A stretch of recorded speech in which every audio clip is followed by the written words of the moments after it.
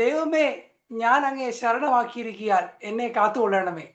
അനുഗ്രഹമേറിയ നല്ല സമയത്തിനായി നന്ദിയോടെ സ്തോത്രം ചെയ്യുന്നു. നസ്രയന്റെ വഴികൾ എന്ന ആത്മീയ പ്രോഗ്രാമിലേക്ക് എല്ലാ പ്രേക്ഷകരെയും ക്രിസ്തുയേശുവിന്റെ നാമത്തിൽ സ്വാഗതം ചെയ്യുന്നു. കഴിഞ്ഞ എപ്പിസോഡുകളെല്ലാം തന്നെ നിങ്ങളുടെ ജീവിതത്തിൽ അനുഗ്രഹമായി എന്ന് കേൾക്കുന്നതിൽ ദൈവത്തിന് നന്ദി കരയേറ്റുന്നു. ഇന്നും അനുഗ്രഹിക്കപ്പെട്ട സാക്ഷ്യവുമായി കർത്താവിന്റെ വിലപ്പെട്ട ദാസി ലക്ഷ്മിക്കുട്ടി ആന്റി നമ്മളോട് ലൈവ് ജോയിൻ ചെയ്തിട്ടുണ്ട്.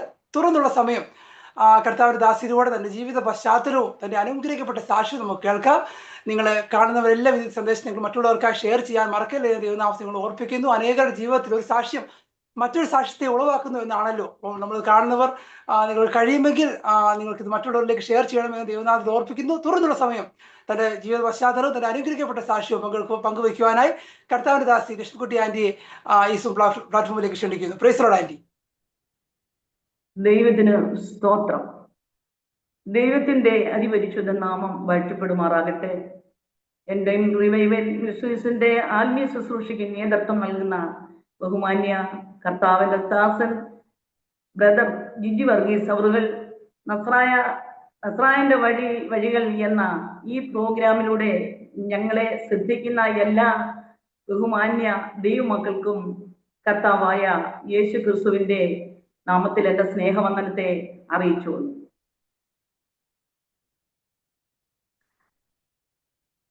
ദൈവത്തിനും സ്തോത്രം. പല സാക്ഷ്യങ്ങളും നമ്മൾ ഇതിൽ കൂടി കേൾക്കുന്നു. തന്റെ മക്കൾ അതിനു വേണ്ടിയതായ വേദികൾ നമുക്ക് ഓരോരുത്തർക്കും ഒരുക്കി തരുന്ന ആ നല്ല മനസ്സിനെ ഞാൻ ഓർത്തു ദൈവത്തെ സ്തുതിക്കുന്നു. എൻ്റെ ജീവിതത്തില് എനിക്കിതൊരു വലിയ അഭിമാനമായിട്ട് ഞാൻ കാണുന്നു. ദൈവത്തിനും സ്തോത്രം.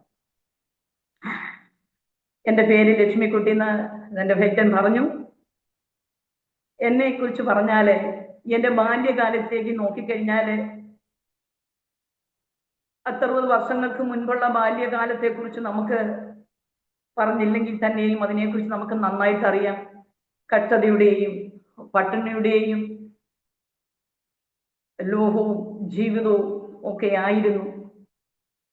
എന്നാൽ എൻ്റെ കുടുംബത്തിലെ എൻ്റെ അപ്പൻ എൻ്റെ അമ്മ വളരെ സ്നേഹമായി ഞങ്ങളെ വാത്സല്യത്തോടെ കാണുകയും പഠിപ്പിക്കുകയും ഒക്കെ ചെയ്ത നാളുകള് ദൈവത്തിനും സ്തോത്രം. അതെ, അവിടെ ഒരു അല്ലലോ വഴക്കോ മല്ലോ ഒന്നും ഉണ്ടായി ഞങ്ങൾ കണ്ടിട്ടില്ല.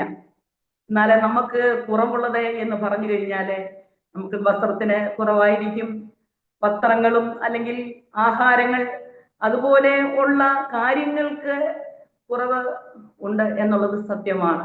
60 വർഷങ്ങൾക്ക് മുൻപുള്ള കാര്യങ്ങളാണല്ലോ. അതുപോലെ നമ്മുടെ ഒരു കൊച്ചു വീടാണ്. ആ വീട് ഓലമേയുന്ന വീടായിരുന്നു. ദൈവത്തിനും സ്തോത്രം.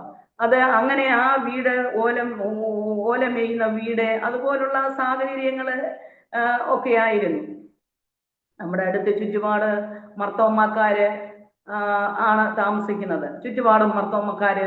അങ്ങനെ അവരുടെ കൂടെ ഞങ്ങൾ കുഞ്ഞിലെ പള്ളിയിൽ പോകുകയും അവരുടെ കൂടെ സൺഡേ സ്കൂളിന് പോകുകയും അവരുടെ ഒരു അംഗമായിട്ട് ഞങ്ങൾക്കും അന്നത്തെ കാലത്ത് പള്ളിയിൽ പോകാനൊക്കെയുള്ള സാവകാശം ഉണ്ടായിരുന്നു. നമ്മുടെ തൊട്ട് അടുത്തൊരു മർത്തോമ്മക്കാരുണ്ടായിരുന്നു. അവിടെ നമ്മുടെ വീട്ടിലെ പോലെ എൻ്റെ അപ്പനും അമ്മയ്ക്കും ഞങ്ങൾ 3 മക്കളാണ്. മൂത്തത് സഹോദരൻ, ഇളയത് ഞങ്ങൾ 3 പേരാണ്. അവിടെയും അതുപോലെ 2 പെൺമക്കളും ഒരാണുമാണ് ആ താഴത്തെ വീട്ടിൽ. ഞങ്ങൾ വളരെ സ്നേഹമായും സന്തോഷമായും കഴിഞ്ഞ കാലങ്ങളാണ് അന്നത്തെ കാലം എന്ന് പറയുന്നത്. ഇന്നത്തെ പോലുള്ള കാലങ്ങളല്ലല്ലോ അന്ന്. അതേ ഒരു വളരെ ആത്മാർത്ഥ സ്നേഹമൊക്കെയും അന്നത്തെ കാലത്ത് ഉണ്ടായിരുന്നു. പട്ടിണിയുടെയും അതിൻ്റെയൊക്കെയും കാലമായതുകൊണ്ട് എല്ലാവർക്കും അങ്ങനെ ഒരു സ്നേഹം എല്ലാവർക്കും അങ്ങോട്ടും ഇങ്ങോട്ടും ഉണ്ടായിരുന്നു. എന്തെന്ന് ചോദിച്ചു കഴിഞ്ഞാല് ഒന്നില്ലാത്ത സാധനം ചെന്ന് ചോദിക്കാനും അത് കൊടുക്കാനും ഒക്കെയുള്ള ഒരു മനസ്സും ഒക്കെയുള്ള കാലങ്ങളായിരുന്നു അന്ന്. എന്തെന്ന് ചോദിച്ചു കഴിഞ്ഞാല് അന്ന് എല്ലാവർക്കും ഇല്ലല്ലോ. ഉള്ളത് ഒന്നോ ഒരു മുറിയോ ആൾക്ക് മാത്രമേ അന്ന് വലിയ ശീലം ആയിരിക്കുന്നുള്ളൂ. അതുകൊണ്ട് അങ്ങനെ ഒരു സ്നേഹമൊക്കെ കാണുവാനും കരുതുവാനും ഒക്കെ ദൈവം സഹായിച്ചു കൊണ്ടിരുന്നു. അതുപോലെ എൻ്റെ സഹോദരങ്ങള് ഞങ്ങള് കൂടുതൽ പഠിച്ചിട്ടില്ല. 10 താഴെയോട്ടേ ഞങ്ങള് 3 പേരും പഠിച്ചു പോയുള്ളൂ. അതിനുള്ള ഒരു കാര്യങ്ങളെ അന്നൊക്കെ ഉള്ളായിരുന്നു. പിന്നെ ഞങ്ങളുടെ മാതാപിതാക്കള് അവർക്ക് ജോലി എന്ന് പറയുന്നത് ഇരുമ്പ് പണിയാണ്. അവര് കുറച്ച് ദൂരെ ആലയില് പോയി പണിയാനും നേരം വെളുക്കുമ്പോൾ അവര് ജോലിക്ക് പോവുകയും വൈകവേളയിൽ കടന്നു വരികയും ഒക്കെ ചെയ്യുമായിരുന്നു. അങ്ങനെ ഞങ്ങൾ കുറച്ചൊക്കെ സ്കൂളിൽ പോവുകയും വരികയും ഒക്കെ ചെയ്തുകൊണ്ടിരുന്നു. അന്നത്തെ ഈ പട്ടിണിക്കാലമായതുകൊണ്ട് ചിലപ്പം ഓരോരുത്തർക്ക് കിട്ടിയെന്ന് വരും, കിട്ടിയില്ലെന്ന് വരും, അങ്ങനെയൊക്കെയുള്ള കാര്യങ്ങളും ഒക്കെ ആയിരുന്നു അന്നത്തെ കാലം എന്ന് പറയുന്നത്. എൻ്റെ സഹോദരനും സഹോദരിയും ഒരു സ്കൂളില്, ഞാൻ വേറൊരു സ്കൂളിലുമായിരുന്നു പഠിച്ചുകൊണ്ടിരുന്നത്. എൻ്റെ അമ്മയും അപ്പനും രാവിലെ ജോലിക്ക് പോകും, ആഹാരമൊക്കെ വെച്ചേച്ച് പോയാല് പിന്നെ ഞങ്ങളുടെ പെരുമാറ്റമാണ് അതിനകത്തില് ഉള്ളത്. ഞങ്ങളും കഴിച്ചും വെച്ച് പോകും. പിന്നെ മുന്നേ വരുന്നവര് ആവശ്യത്തിന് കഴിക്കുകയും ചിലപ്പം ഒടുവിൽ ഞാനായിരിക്കും കൂടുതലും പുറകെ വരുന്നത്. അങ്ങനെ വരുന്ന സമയത്ത് ചിലപ്പം കിട്ടാതെയും കിട്ടിയും ഒക്കെ ആയിരിക്കും. എന്നാൽ അതിന് നമുക്ക് അന്നത്തെ കാലത്ത് ഇങ്ങനെയൊക്കെ ആയതുകൊണ്ട് ഒരു പ്രയാസമോ മറ്റൊന്നും ഉണ്ടാകത്തില്ല. അങ്ങനെ നമ്മളെ കളിച്ചും ചിരിച്ചും അങ്ങനെ കടന്നുപോയ നാളുകളൊക്കെയും ഞാൻ ഓർക്കുന്നു. അങ്ങനെ ഇരിക്കുമ്പോൾ എൻ്റെ അമ്മ ഈ ഓലപ്പരയാണെന്ന് പറഞ്ഞല്ലോ. അങ്ങനെ ഓലപ്പര അല്ലെങ്കിൽ ഞങ്ങൾ ഒന്നിച്ച് അതേ തെങ്ങോല അതുപോലെ കെട്ടുകണക്കിന് വാങ്ങിച്ച് അത് കൊണ്ടുവന്ന് വെള്ളത്തിലിട്ട് കുതിർത്ത് അതിങ്ങനെ മെടയാനൊക്കെ ഞങ്ങളുടെ അമ്മ ഞങ്ങളെ പഠിപ്പിച്ച് അത് മെടയാനും അതൊക്കെ ചെയ്യാനും ഒക്കെയും വളരെ സന്തോഷമായിട്ട്, അന്ന് ഈ ആഹാരമില്ലാത്ത സ്ഥാനത്തൊക്കെ ഇങ്ങനെ അന്നത്തെ മേച്ചിലൊക്കെ കഴിയുന്നുണ്ടെങ്കിൽ അവിടെ ഭയങ്കര ഊണോ അല്ലെങ്കിൽ സദ്യയോ കഞ്ഞിയോ എന്തെങ്കിലും ഒക്കെ കാണുമല്ലോ. അങ്ങനെ നമുക്കൊരു സന്തോഷം അന്നത്തെ കാലത്ത് കാണുവാനിടയാകുന്നു. എല്ലാവരും കൂടി വന്ന് പെര മേഞ്ഞ് അവസാനം ആഹാരമൊക്കെ കഴിക്കുന്ന കാര്യങ്ങളൊക്കെ ഞാൻ നന്നായി ഓർക്കുന്നുണ്ട്. അമ്മൻ ഇതിനോടിടയില് ഞങ്ങളുടെ അമ്മ അപ്പനും അതേ ആലയിൽ പോയി വരും. ചില സമയത്ത് വൈകവേളയിൽ താമസിക്കും. എന്നതുപോലെ ഈ പറഞ്ഞതുപോലെ അയലക്കത്ത് ഞങ്ങളെ സ്നേഹിക്കുന്ന ഓച്ചുവാച്ചൻ മറിയാമ്മ എന്ന് പറഞ്ഞ ഒരു അമ്മച്ചിയും അപ്പച്ചനുമുണ്ട്. ഞങ്ങളെ വളരെ സ്നേഹിക്കുകയും ഞങ്ങൾ അങ്ങോട്ടും ഇങ്ങോട്ടും ഒരു വീട് പോലെ കഴിഞ്ഞ വീടാണ്. അപ്പം ഞങ്ങളുടെ വീട്ടിൽ അപ്പനും അമ്മയും താമസിച്ച് വരുവാണെങ്കിൽ ഞങ്ങൾ ആ വീട്ടിൽ പോയി കിടക്കാനായിട്ട് പോവുകയൊക്കെ ചെയ്യും. ഞങ്ങൾക്ക് വേണ്ടതായ ചില സമയങ്ങളിൽ ആഹാരം തരും. അവിടെയും ആഹാരമൊക്കെ കുറവാണ്, അന്നത്തെ കാര്യങ്ങൾ പറഞ്ഞല്ലോ. അപ്പൊ ഇങ്ങനെയുള്ള കാര്യങ്ങളും അതേ സ്റ്റേജുകളും ഒക്കെ ആയിരുന്നു അന്നത്തെ കാലത്ത്. അങ്ങനെ വേണ്ടുവോളം നമുക്ക് ആഹാരം അല്ലെങ്കിൽ മൃഗമായി കഴിപ്പാനോ ഒന്നുമില്ലാത്ത ഒരു സാഹചര്യമായിരുന്നു. അതുപോലെ വസ്ത്രങ്ങളാണേലും എല്ലാം കുറവായിരുന്നു, നമുക്കറിയാമല്ലോ. അതുപോലെ അതുപോലെ നമുക്ക് ഒരു പശു ഉണ്ടായിരുന്നു, നല്ലൊരു പശു. നമ്മളെ ഇണങ്ങിയ ഓരോരുത്തരുടെയും തൊഴിലുകളൊക്കെയും ഇണങ്ങി ഓരോരുത്തരുടെ ഇടപെടുന്നത് പോലെ നമുക്ക് ഒരു പശു ഉണ്ടായിരുന്നു. അപ്പൊ ഞങ്ങൾ പോച്ച പറിക്കാനായിട്ട് പോകും. പോച്ച പറിച്ചില്ലെങ്കിൽ ഞങ്ങൾക്ക് പോലും അമ്മ അത്താഴം തരത്തില്ലാതെ അതിന് കൊടുക്കാറ് പതിവുണ്ട്. അങ്ങനെ അത് മേടിച്ച് ഞങ്ങൾ അതിന് പോയി പോച്ച പറിച്ചു കൊണ്ടുവരികയും ഒക്കെ ചെയ്യും. അങ്ങനെ ഇരിക്കുകയിലെ ഒരു നാളില് അമ്മയ്ക്ക് ഒരു അസുഖം പിടിച്ച് അമ്മ ഇതുപോലെ വയറ്റിൽ മാംസം കിളിക്കുന്നു. അതിനു വേണ്ടിയിട്ട് ഓപ്പറേഷൻ ചെയ്യാൻ കാഞ്ഞിരപ്പള്ളി ആശുപത്രിയില് കൊണ്ടുപോകണമെന്ന് പറഞ്ഞ് അങ്ങനെ കൊണ്ടുപോകാനെ കൊണ്ട് ഒരുങ്ങി. ആ നാളുകളിൽ ഇതുപോലെ നമ്മുടെ അടുത്തൊരു റേഷൻ കടക്കാരനുണ്ട്. ആ റേഷൻ കടക്കാരനോട് പറഞ്ഞു, എന്റെ കുഞ്ഞുങ്ങൾക്ക് ആവശ്യത്തിന് അരിയും വേണ്ടുന്ന സാധനങ്ങളും ഒക്കെ കൊടുക്കണം എന്ന് പറഞ്ഞിട്ടാണ് എൻ്റെ അമ്മയും അപ്പനും കടന്നു പോകുന്നത്. അങ്ങനെ ഞങ്ങള് ആയിരുന്ന അവസ്ഥയില് അങ്ങനെയൊക്കെ ഞങ്ങൾക്ക് സംഭവങ്ങൾ അവിടെ നടന്നു. ഞങ്ങൾക്ക് വേണ്ടുന്നതൊക്കെയും കാര്യങ്ങൾ അവർ ചെയ്യുകയും ഞങ്ങൾക്ക് വേണ്ടി അത്ഭുതങ്ങളും അതിശയങ്ങളും അന്നത്തെ കാലത്ത് ചെയ്തുകൊണ്ടിരുന്നു. ഞാൻ പറഞ്ഞല്ലോ, എൻ്റെ അപ്പനെ കുറിച്ചും അമ്മയെ കുറിച്ചും വേറൊരു ദുഷിച്ച വാക്കുകൾക്ക് ഞങ്ങൾ പറയാനും നമ്മൾ ഓരോരുത്തർക്കും നോക്കിക്കഴിഞ്ഞാൽ മദ്യപാനത്തിലും വെറിക്കൂത്തിലും അല്ലെങ്കിൽ അങ്ങനെ കൊല അങ്ങനെ അല്ലാതെ നടന്നു ഇങ്ങനെയൊക്കെയുള്ള കാര്യങ്ങളൊക്കെ നമുക്ക് കേൾക്കുന്നത് കാണാം. എന്നാൽ ഇങ്ങനൊന്നുമുള്ള ഒരു കാര്യങ്ങൾ ആ ഭവനത്തിലില്ലായിരുന്നു. എന്നാൽ ഇങ്ങനെ ഒരു അസുഖം വന്ന കാരണം കൊണ്ട് അമ്മയും അമ്മയും അപ്പനും കൂടെ ആശുപത്രി പോകാനിടയായി. ഇങ്ങനെ ഓരോരുത്തരുടെ ഇടപാടൊക്കെ ചെയ്തു വെച്ച് എൻ്റെ കുഞ്ഞുങ്ങൾ പട്ടിണി കിടക്കരുതല്ലോ എന്ന് പറഞ്ഞിട്ട് ഇവര് പോകാനിടയായി. അങ്ങനെ പോയി കഴിഞ്ഞ് കുറച്ച് ദിവസങ്ങൾ കഴിഞ്ഞപ്പോൾ അതിൻ്റെ കൂടെ അമ്മയ്ക്കൊരു മസൂരി ഇങ്ങനെ വരുവാനിടയായി. അങ്ങനെയും കുറച്ച് ദിവസങ്ങൾ അവിടെ അങ്ങ് ആയി. അതെല്ലാം കഴിഞ്ഞ് അസുഖമൊക്കെ ഭേദമായി വന്നപ്പോഴത്തേന് നമുക്ക് ഒത്തിരി കടങ്ങളും കാര്യങ്ങളും ഒക്കെ ആയി. അങ്ങനെ വലിയ ഭാരമൊക്കെ ആയി. ഇവര് വന്നു കഴിഞ്ഞ് നമ്മൾ എത്രത്തോളം നമ്മൾ സ്നേഹിച്ച നമ്മുടെ ഈ ഒരു പശു അവിടെ നിൽക്കുമ്പോൾ കടം കൊടുക്കാന് കാര്യങ്ങളൊന്നുമില്ലാഞ്ഞ് എൻ്റെ അമ്മ ഈ സ്നേഹിക്കുന്ന ഈ പശുവിനെ പിടിച്ച് ആവേശം കിടക്കാൻ കൊടുക്കാനിടയായി. അങ്ങനെ കൊടുത്തു. അങ്ങനെ കൊടുത്തു കഴിഞ്ഞ് അവരുടെ കാര്യങ്ങളൊക്കെ നമ്മൾ അങ്ങനെ നേരെയാക്കി. ഒത്തിരി നാളുകൾ കഴിഞ്ഞ് ഇവർ ആ പശുവിനെ അവരുടെ പറമ്പിലോ മറ്റോ ഇങ്ങനെ അഴിച്ചു കെട്ടാനായിട്ട് ഇറക്കിയതാണ്. ഈ പശു നമ്മുടെ വീട്ടിൽ അത് വന്നു. അങ്ങനെ ആ നാളുകളൊക്കെ ഞാൻ ഓർക്കുന്നു. അതുപോലെ എൻ്റെ എൻ്റെ സഹോദരി ഇവരൊക്കെയും ഇങ്ങനെ വളർന്നുകൊണ്ടിരുന്നു. അതെ, ഞാനും അതുപോലെ തന്നെ വളർന്നുകൊണ്ടിരുന്നു. അതങ്ങനെ ഈ എൻ്റെ അമ്മയ്ക്കറിയാവുന്ന ഓരോ ജോലികളും ഞങ്ങളുടെ അമ്മ ഞങ്ങളെ പഠിപ്പിക്കുമായിരുന്നു. അത് ഞങ്ങളുടെ അമ്മ, ഞങ്ങൾക്ക് ഞങ്ങളുടെ അമ്മ ഒരു മാതൃകയാണ്. ഞങ്ങളുടെ അപ്പനെക്കാട്ടി പേടി ഞങ്ങളുടെ അമ്മയായിരുന്നു ഞങ്ങൾക്ക്. അത്രത്തോളം ഞങ്ങളെ സ്നേഹിക്കുകയും ഞങ്ങൾക്ക് വേണ്ടി കരുതുകയും ചെയ്യുന്ന ഒരു മാതാവായിരുന്നു എൻ്റെ അമ്മ. അതുപോലെ ഈ ചേരട്ടത്താവിയെ, അതുപോലെ ചൂല്, അതുപോലെ ഈ കൈതമുള്ളു കൊണ്ടുവന്ന് അത് മുള്ളു കളഞ്ഞ് അത് തിളപ്പിച്ച് പുഴുങ്ങി ഉണങ്ങി അത് മൂത്ത് പായ ഉണ്ടാക്കുന്ന ജോലി അമ്മയ്ക്കറിയാമായിരുന്നു. അതും ഞങ്ങളും ചെയ്യുവാൻ നമ്മൾക്ക് വില കൊടുത്ത് വാങ്ങണ്ടായല്ലോ. അങ്ങനെ ഇങ്ങനെയൊക്കെയുള്ള ചെറിയ ചെറിയ ജോലികളൊക്കെയും ഞങ്ങളെ പഠിപ്പിച്ചു. അങ്ങനെ ഓരോ ദിവസങ്ങളും അതെ കഴിഞ്ഞു കൂടിക്കൊണ്ടിരുന്നു. എൻ്റെ അമ്മയും അപ്പനും ആലയിൽ പോയി അഥവാ അപ്പൻ്റെ അമ്മയുടെയും കാര്യം പറഞ്ഞു കഴിഞ്ഞാല് ഇടയ്ക്കെങ്ങാണോ അവിടെ നിന്ന് വഴക്കോ പ്രശ്നമോ എന്തെങ്കിലും ഉണ്ടാകുകയാണെങ്കിൽ അമ്മ ഇങ്ങനെ അപ്പൻ വരത്തില്ല. അങ്ങനെ അപ്പന് അവിടെ കിടക്കുകയും അമ്മ ഞങ്ങളുടെ കൂടെ വീട്ടിലുമായിരിക്കും.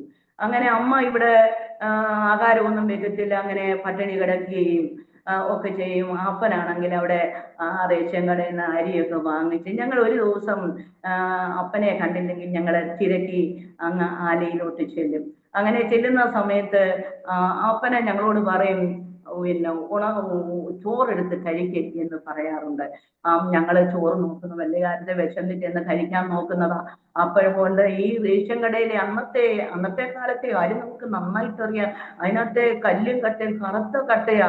കല്ലും കട്ടയും നെല്ലും എല്ലാം കൂടെ ഇട്ടാണ് ഈ ചോറ് വെച്ചിരിക്കുന്നത്. എന്തുകൊണ്ട് പ്രയോജനം ആർക്കെങ്കിലും തിന്നാൻ പറ്റുമോ? അങ്ങനെ ഇരിക്കുന്ന ആ അനുഭവങ്ങളൊക്കെ ഞാൻ ഓർക്കുന്നുണ്ട്. അതെ, വീട്ടിൽ എൻ്റെ അമ്മ ഇങ്ങനെ പട്ടിണി കിടന്ന് 3-4 ദിവസം പട്ടിണി കിടന്ന് ഈ പല്ലൊക്കെ അങ്ങ് കുരുത്ത് പിന്നെ വായൊന്നും തുറക്കത്തില്ല. അങ്ങനെ ഈ അയലക്കത്തെ വീട്ടുകാരെയൊക്കെ വിളിച്ച് പിന്നെ സ്പൂൺ തണ്ടിട്ടാണ് ഈ അമ്മയ്ക്ക് പല്ല് അകറ്റി വെള്ളമൊക്കെ കൊടുക്കുന്നത്. ഇങ്ങനെയൊക്കെയുള്ള ഓരോ സ്വഭാവങ്ങളും കാര്യങ്ങളും അന്നത്തെ കാലത്ത് ഞങ്ങൾ കാണുകയും കേൾക്കുകയും ഒക്കെ ചെയ്തിരുന്നു. എന്നാൽ ഇതിൻ്റെയൊക്കെയും മധ്യത്തിൽ ഞങ്ങളിങ്ങനെ കുറിച്ചൊക്കെ അങ്ങോട്ട് വളർന്നു. നമ്മളെ അപ്പൻ്റെ പണി ആയതുകൊണ്ട് പലരും നമ്മളെ കാണുകയും കേൾക്കുകയും സ്നേഹിക്കുകയും, അത് ഈ ആലപ്പണി ആയതുകൊണ്ട് എല്ലാവർക്കും വലിയ സ്നേഹമാണല്ലോ അതേ അവരുടെ മക്കളെ കാണുമ്പോഴും ഒക്കെ. അങ്ങനെ സമയങ്ങളും കാലങ്ങളും അങ്ങനെ കഴിഞ്ഞു പോയി. എൻ്റെ സഹോദരിയൊക്കെ വളർന്ന് അവര് സ്കൂളിൽ പോകുന്നുണ്ട്. സ്കൂളിൽ നല്ല എന്താ പറയുന്നത്, അവിടെ രാവിലത്തെ പ്രോഗ്രാമില് പാടാനും അതുപോലെ പ്രസംഗം പഠിച്ച് പറയാനും ഒക്കെ എൻ്റെ സഹോദരി മിടുകിയായിരുന്നു. അവർ രണ്ടും ഒരു സ്കൂളിലായിരുന്നു പറഞ്ഞല്ലോ. അതെ, രാവിലത്തെ ജനഗണമനയൊക്കെ ചെല്ലുവാനും എല്ലാം സഹോദരി മിടുകിയായിരുന്നു. എന്നതുപോലെ ഞങ്ങൾ ഓരോരുത്തരായി ഞങ്ങൾ വളർന്നു കഴിഞ്ഞപ്പോൾ സഹോദരി വിവാഹത്തിന് വേണ്ടി അത് വിവാഹം ചെയ്തു. അവരൊക്കെയും നമ്മളെല്ലാവരും അന്നത്തെ കാലത്ത് ജാതികളായിട്ടായിരുന്നല്ലോ. അവരും അങ്ങനെ തന്നെയായിരുന്നു. എന്നാൽ അതേ എൻ്റെ സഹോദരന് എൻ്റെ വിവാഹം കഴിഞ്ഞതിന് ശേഷമാണ് എൻ്റെ സഹോദരൻ വിവാഹം ചെയ്യുന്നത്. എൻ്റെ വിവാഹം ചെയ്തത് എൻ്റെ അമ്മയുടെ ആങ്ങളെയുമായിട്ടാണ്. അന്ന് നമ്മൾ ജാതികളാണല്ലോ, നമുക്കിതൊന്നും അറിയത്തില്ലല്ലോ, അറിയത്തില്ലല്ലോ. അങ്ങനെ അങ്ങനെ അങ്ങനെ ഒരു വിവാഹം ചെയ്യുവാനിടയായി.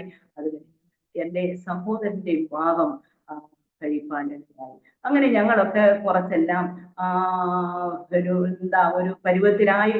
ഞങ്ങളെയൊക്കെ കെട്ടിച്ചെടുത്തും വാഴിച്ചെടുത്തും ഒക്കെ ഞങ്ങൾ മാറി താമസമായി. അമ്മയും സഹോദരനുമായിട്ട് അവരെ കുടുംബത്തെ താമസിച്ചിരുന്നു.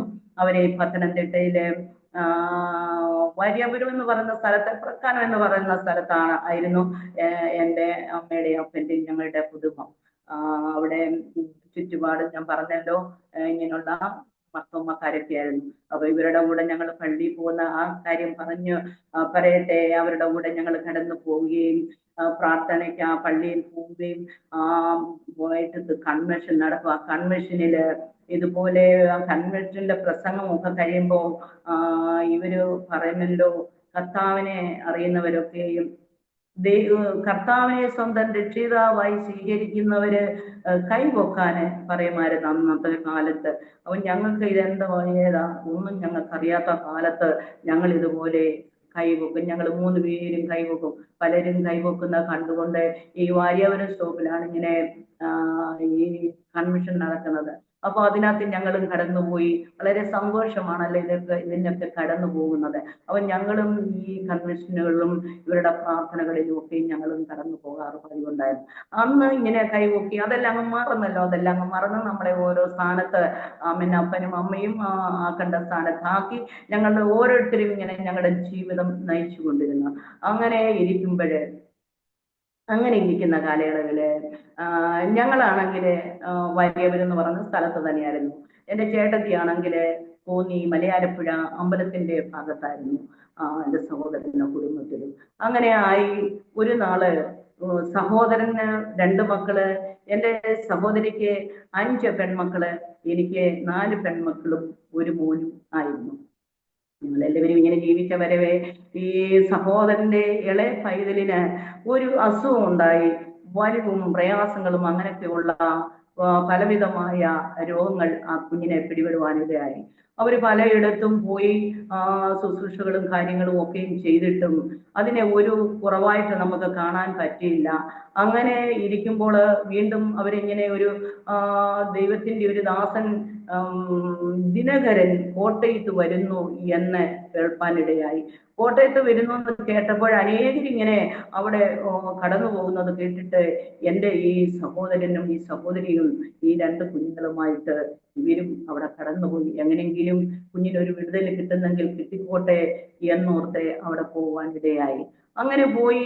അവിടെ ലക്ഷക്കണക്കിന് ആളുകൾ കൂടിയിരിക്കുന്ന സ്ഥാനത്ത് അവിടെ ഇവർക്ക് ചെന്ന് എത്തി നോക്കാൻ പോലുമുള്ള ഒരു സാഹചര്യം ഇവർക്ക് കിട്ടില്ലെങ്കിൽ തന്നെയും അവരുടെ മുക്കിനോ മൂലയിലോ എങ്ങാണ്ടോ ചെന്ന് ഇരിപ്പാനിടയായി. അങ്ങനെ ഓരോരുത്തരുടെയും പേര് ചൊല്ലി വിളിക്കുന്ന ഒരു അന്നത്തെ കാലത്ത് ആ ദിനകരൻ എന്ന് പറഞ്ഞ ദൈവദാസൻ ഓരോരുത്തരുടെയും പേര് ചൊല്ലി ഇന്നടത്തുനിന്ന് വന്നിരിക്കുന്ന ആള് കയറി വരുമെന്ന് പറഞ്ഞപ്പോൾ ഇങ്ങനെയൊക്കെയും ഓരോരുത്തർ ഇവരും വളരെ ആകാംക്ഷയോടെ ഇവരും കാത്തിരുന്നു. ഈ കുഞ്ഞിനെ അല്ലെങ്കിൽ ഇങ്ങനെ വിളിക്കും എന്ന് ചിന്തിച്ചിരുന്നു. എന്നാല് അങ്ങനെ വിളിച്ചൊന്നുമില്ല. ഇവരവിടെ തന്നെ ഇരുന്നു. ഇതിനിടയില് സഹോദരന് അവിടെ നിന്നൊന്ന് വെളിയിലേക്ക് ഒന്ന് ഇറങ്ങണമെന്ന് അദ്ദേഹത്തിന് തോന്നി. അദ്ദേഹം ഇങ്ങനെ വെളിയിലിറങ്ങി പോകുമ്പോൾ അവിടെ നിന്ന് ഒന്ന് സിഗരറ്റ് വലിക്കണമെന്ന് തോന്നി. ഇത് കയ്യിലെടുത്തു. ഇങ്ങനെ ആ തീപ്പെട്ടിക്കുള്ളി ഒന്ന് ഉരച്ചപ്പോൾ ഈ സഹോദരന് തോന്നി 2 ഗർജിക്കുന്ന കണ്ണി സഹോദരനെ നോക്കുന്നു, അല്ലെ ശ്രദ്ധിക്കുന്നു എന്ന് മനസ്സിലായിട്ട് ഈ സഹോദരന്റെ കയ്യിലിരുന്ന ഇതെല്ലാം കൂടെ എടുത്ത് എറിഞ്ഞും വെച്ച് വീണ്ടും ആ സ്ഥാനത്ത് പോയിരുന്നു. അങ്ങനെ പോയിരുന്ന് അവിടെ അവർക്ക് കുഞ്ഞിനെ വിളിക്കുകയോ പറയുകയൊന്നും ചെയ്തില്ല. അവർ ആ പ്രാർത്ഥനയ്ക്ക് കൂടിയിട്ട് അവര് നേരം വെളുത്ത് അവരുടെ പത്തനംതിട്ട സ്ഥലത്തെത്തി. അങ്ങനെ ഇരിക്കുമ്പോൾ ഈ സഹോദരനൊരു എന്തോ ഒരു വ്യത്യാസം വന്നതുപോലെ ഈ കുഞ്ഞു മുഖാന്തരമാണ് ഇവര് കോട്ടയത്ത് കടന്നുപോയത്. അല്ലാതെ ഇവരെ ദൈവത്തെ ഒന്നും അറിഞ്ഞില്ല അന്നുവരെയും. എന്നാൽ ഈ സഹോദരന് എന്തോ ഒരു മാറ്റം ഭവിച്ചതുപോലെ ആ ഭവനത്തിൽ ചെന്ന് കഴിഞ്ഞ് ഇങ്ങനെ ബൈബിൾ തിരക്കാൻ തുടങ്ങി. അവിടെ ബൈബിൾ ഒന്നുമില്ലല്ലോ അന്നേരം, നമ്മളിങ്ങനെ ജാതികളായിട്ട് താമസിക്കുന്നു. അങ്ങനെ അടുത്തൊരു ആന്റിയുടെ വീട്ടിൽ ചെന്ന് ഒരു ബൈബിൾ എടുത്തുകൊണ്ട് വന്നു. ഇതിനകത്തെ സത്യങ്ങൾ മനസ്സിലാക്കണം എന്ന് ഈ സഹോദരൻ ആഗ്രഹിച്ച് ഈ ബൈബിൾ വായിക്കാൻ തുടങ്ങി. അങ്ങനെ വായിച്ചിരിക്കുന്ന കൂട്ടത്തിൽ അവിടെ ജോലിക്ക് അല്ലെങ്കിൽ ആലയിൽ പണി ചെയ്യാൻ വരുന്ന ഒരു മനുഷ്യൻ, അദ്ദേഹം പെന്തക്കോസ്തിലായിരുന്നു. അപ്പം അദ്ദേഹത്തോട് ഒരുപാട് ചോദ്യങ്ങൾ ഇങ്ങനെ ചോദിച്ചു. അങ്ങനെ ആ മനുഷ്യൻ സഹോദരനോട് പറഞ്ഞു, അങ്ങനെ സഹോദരന് താല്പര്യമുണ്ടെങ്കിൽ എൻ്റെ കൂടെ വാ, ആരാധനയ്ക്ക് പോകാം. അങ്ങനെ പിറ്റേ ഞായറാഴ്ച അവര് ആരാധനയ്ക്ക് സഹോദരൻ ഈ അച്ഛനെ കൂടി പോകുവാനിടയായി. അങ്ങനെ പോയി കുറച്ചു നാളുകൾ കഴിഞ്ഞു. ഈ സത്യങ്ങളെയൊക്കെ മനസ്സിലാക്കി അവര് കുടുംബമായിട്ടൊക്കെയും സ്നാനപ്പെടുവാൻ അതിനടുത്ത് പല പ്രശ്നങ്ങളും കാര്യങ്ങളും ഒക്കെയും നമ്മൾ ദൈവത്തെ അറിഞ്ഞു കഴിയുമ്പോൾ, അതേ ഒരു ആണുങ്ങളാണെങ്കിൽ ഒട്ട് പറയണ്ട, പിന്നെ സഹോദരിമാരൊക്കെ ആണെങ്കിൽ വലിയ പ്രശ്നങ്ങൾ ഉണ്ടാകത്തില്ല. ഈ സഹോദരൻ ഇങ്ങനെ ഇറങ്ങി എന്നറിഞ്ഞപ്പോഴത്തേനെ അവിടെ RSSകാരും അമ്പലക്കാരും എല്ലാം സഹോദരന്റെ നേരെ അങ്ങ് തിരിഞ്ഞു. അപ്പോഴത്തേന് അവരുടെ ഭവനത്തിൽ ഭജന തുടങ്ങുന്നു, RSSകാർ കടന്നു വരുന്നു. അങ്ങനെയൊക്കെ ഭയങ്കര ബഹളങ്ങളും കാര്യങ്ങളും ഒക്കെ നടന്നു അവിടെ. എന്തിനു പറയുന്നു, സഹോദരൻ അതിൽ നിന്നും പിന്മാറാതെ നിന്ന് അവിടെ പ്രാർത്ഥനയും കാര്യങ്ങളും ഒക്കെ മുഴക്കിക്കൊണ്ട് ദിനം തോറും നിമിഷം തോറും അതിന്റെ കാര്യത്തിലേക്ക് നടന്നു. അങ്ങനെ ദൈവത്തിന്റെ ഒരു ഭവനമായി ആ ഭവനം നീങ്ങാൻ ഇടയായി. ഈ വന്നവരൊക്കെ കുഴഞ്ഞു മാറി. അവരുടെ അനേക പ്രിയപ്പെട്ടവർക്ക് അനേക കാലൊടിവ് അങ്ങനെയൊക്കെയുള്ള പല അനർത്ഥങ്ങൾ വന്നവരുടെ കൂട്ടത്തിൽ ആളുകൾക്ക് സംഭവിച്ചു. അങ്ങനെയുള്ളവർ ഇന്നും ആ ദേശത്തുണ്ട്. അങ്ങനെ ഇവരുടെ ആരാധനയും പ്രാർത്ഥനയും അവിടെ മുഴങ്ങാൻ തുടങ്ങി. അവരെ ഉപവസിക്കുകയും പ്രാർത്ഥിക്കുകയും 40 ദിവസം ഉപവാസം, അതുപോലെ പ്രാർത്ഥന 21 ദിവസം, അങ്ങനെ 7 ദിവസം 3 ദിവസം. ഇതിനകത്തില് അനേകര് കടന്നു വരുവാനും അനേകര് പോവാനും ഒക്കെ ഇടയായി. എന്നാൽ ഞങ്ങൾ ആരും ഇതിനകത്ത് ഉൾപ്പെടുന്നില്ല. ഇങ്ങനെ പിന്നെ പറഞ്ഞു കേട്ടതാണ്. അതുപോലെ എൻ്റെ അമ്മ കുടുംബത്തുനിന്ന് ഞങ്ങളുടെ വീട്ടിൽ ഞങ്ങളും ഭാര്യാപുരത്ത് തന്നെയായിരുന്നു, അശോകനടുത്തൊക്കെ ആയിരുന്നല്ലോ. അങ്ങനെ നമ്മുടെ അമ്മ വീട്ടിൽ വന്ന് ഈ കാര്യങ്ങളെയൊക്കെ പറയുകയും അതേ കുഞ്ഞുങ്ങളെ അമ്മ വന്ന് വിളിച്ചു കൊണ്ടുപോയി സൺഡേ സ്കൂളിനൊക്കെ കൊണ്ടുപോവുകയും ഒക്കെ ചെയ്യുന്ന ഒരു കാലമായിരുന്നു അന്നത്തെ. അങ്ങനെ ആയിരിക്കുമ്പോൾ സഹോദരൻ അത്രത്തോളം വളർന്നു വന്നിരിക്കുന്നു. അത് എൻ്റെ സഹോദരിയും അവരുടെ മലയാലപ്പുഴ അടുത്താ താമസിക്കുന്നത്. അപ്പം അവർക്കും എൻ്റെ കുടുംബത്തെ പലപ്പോഴും ചെല്ലുന്നുണ്ട്.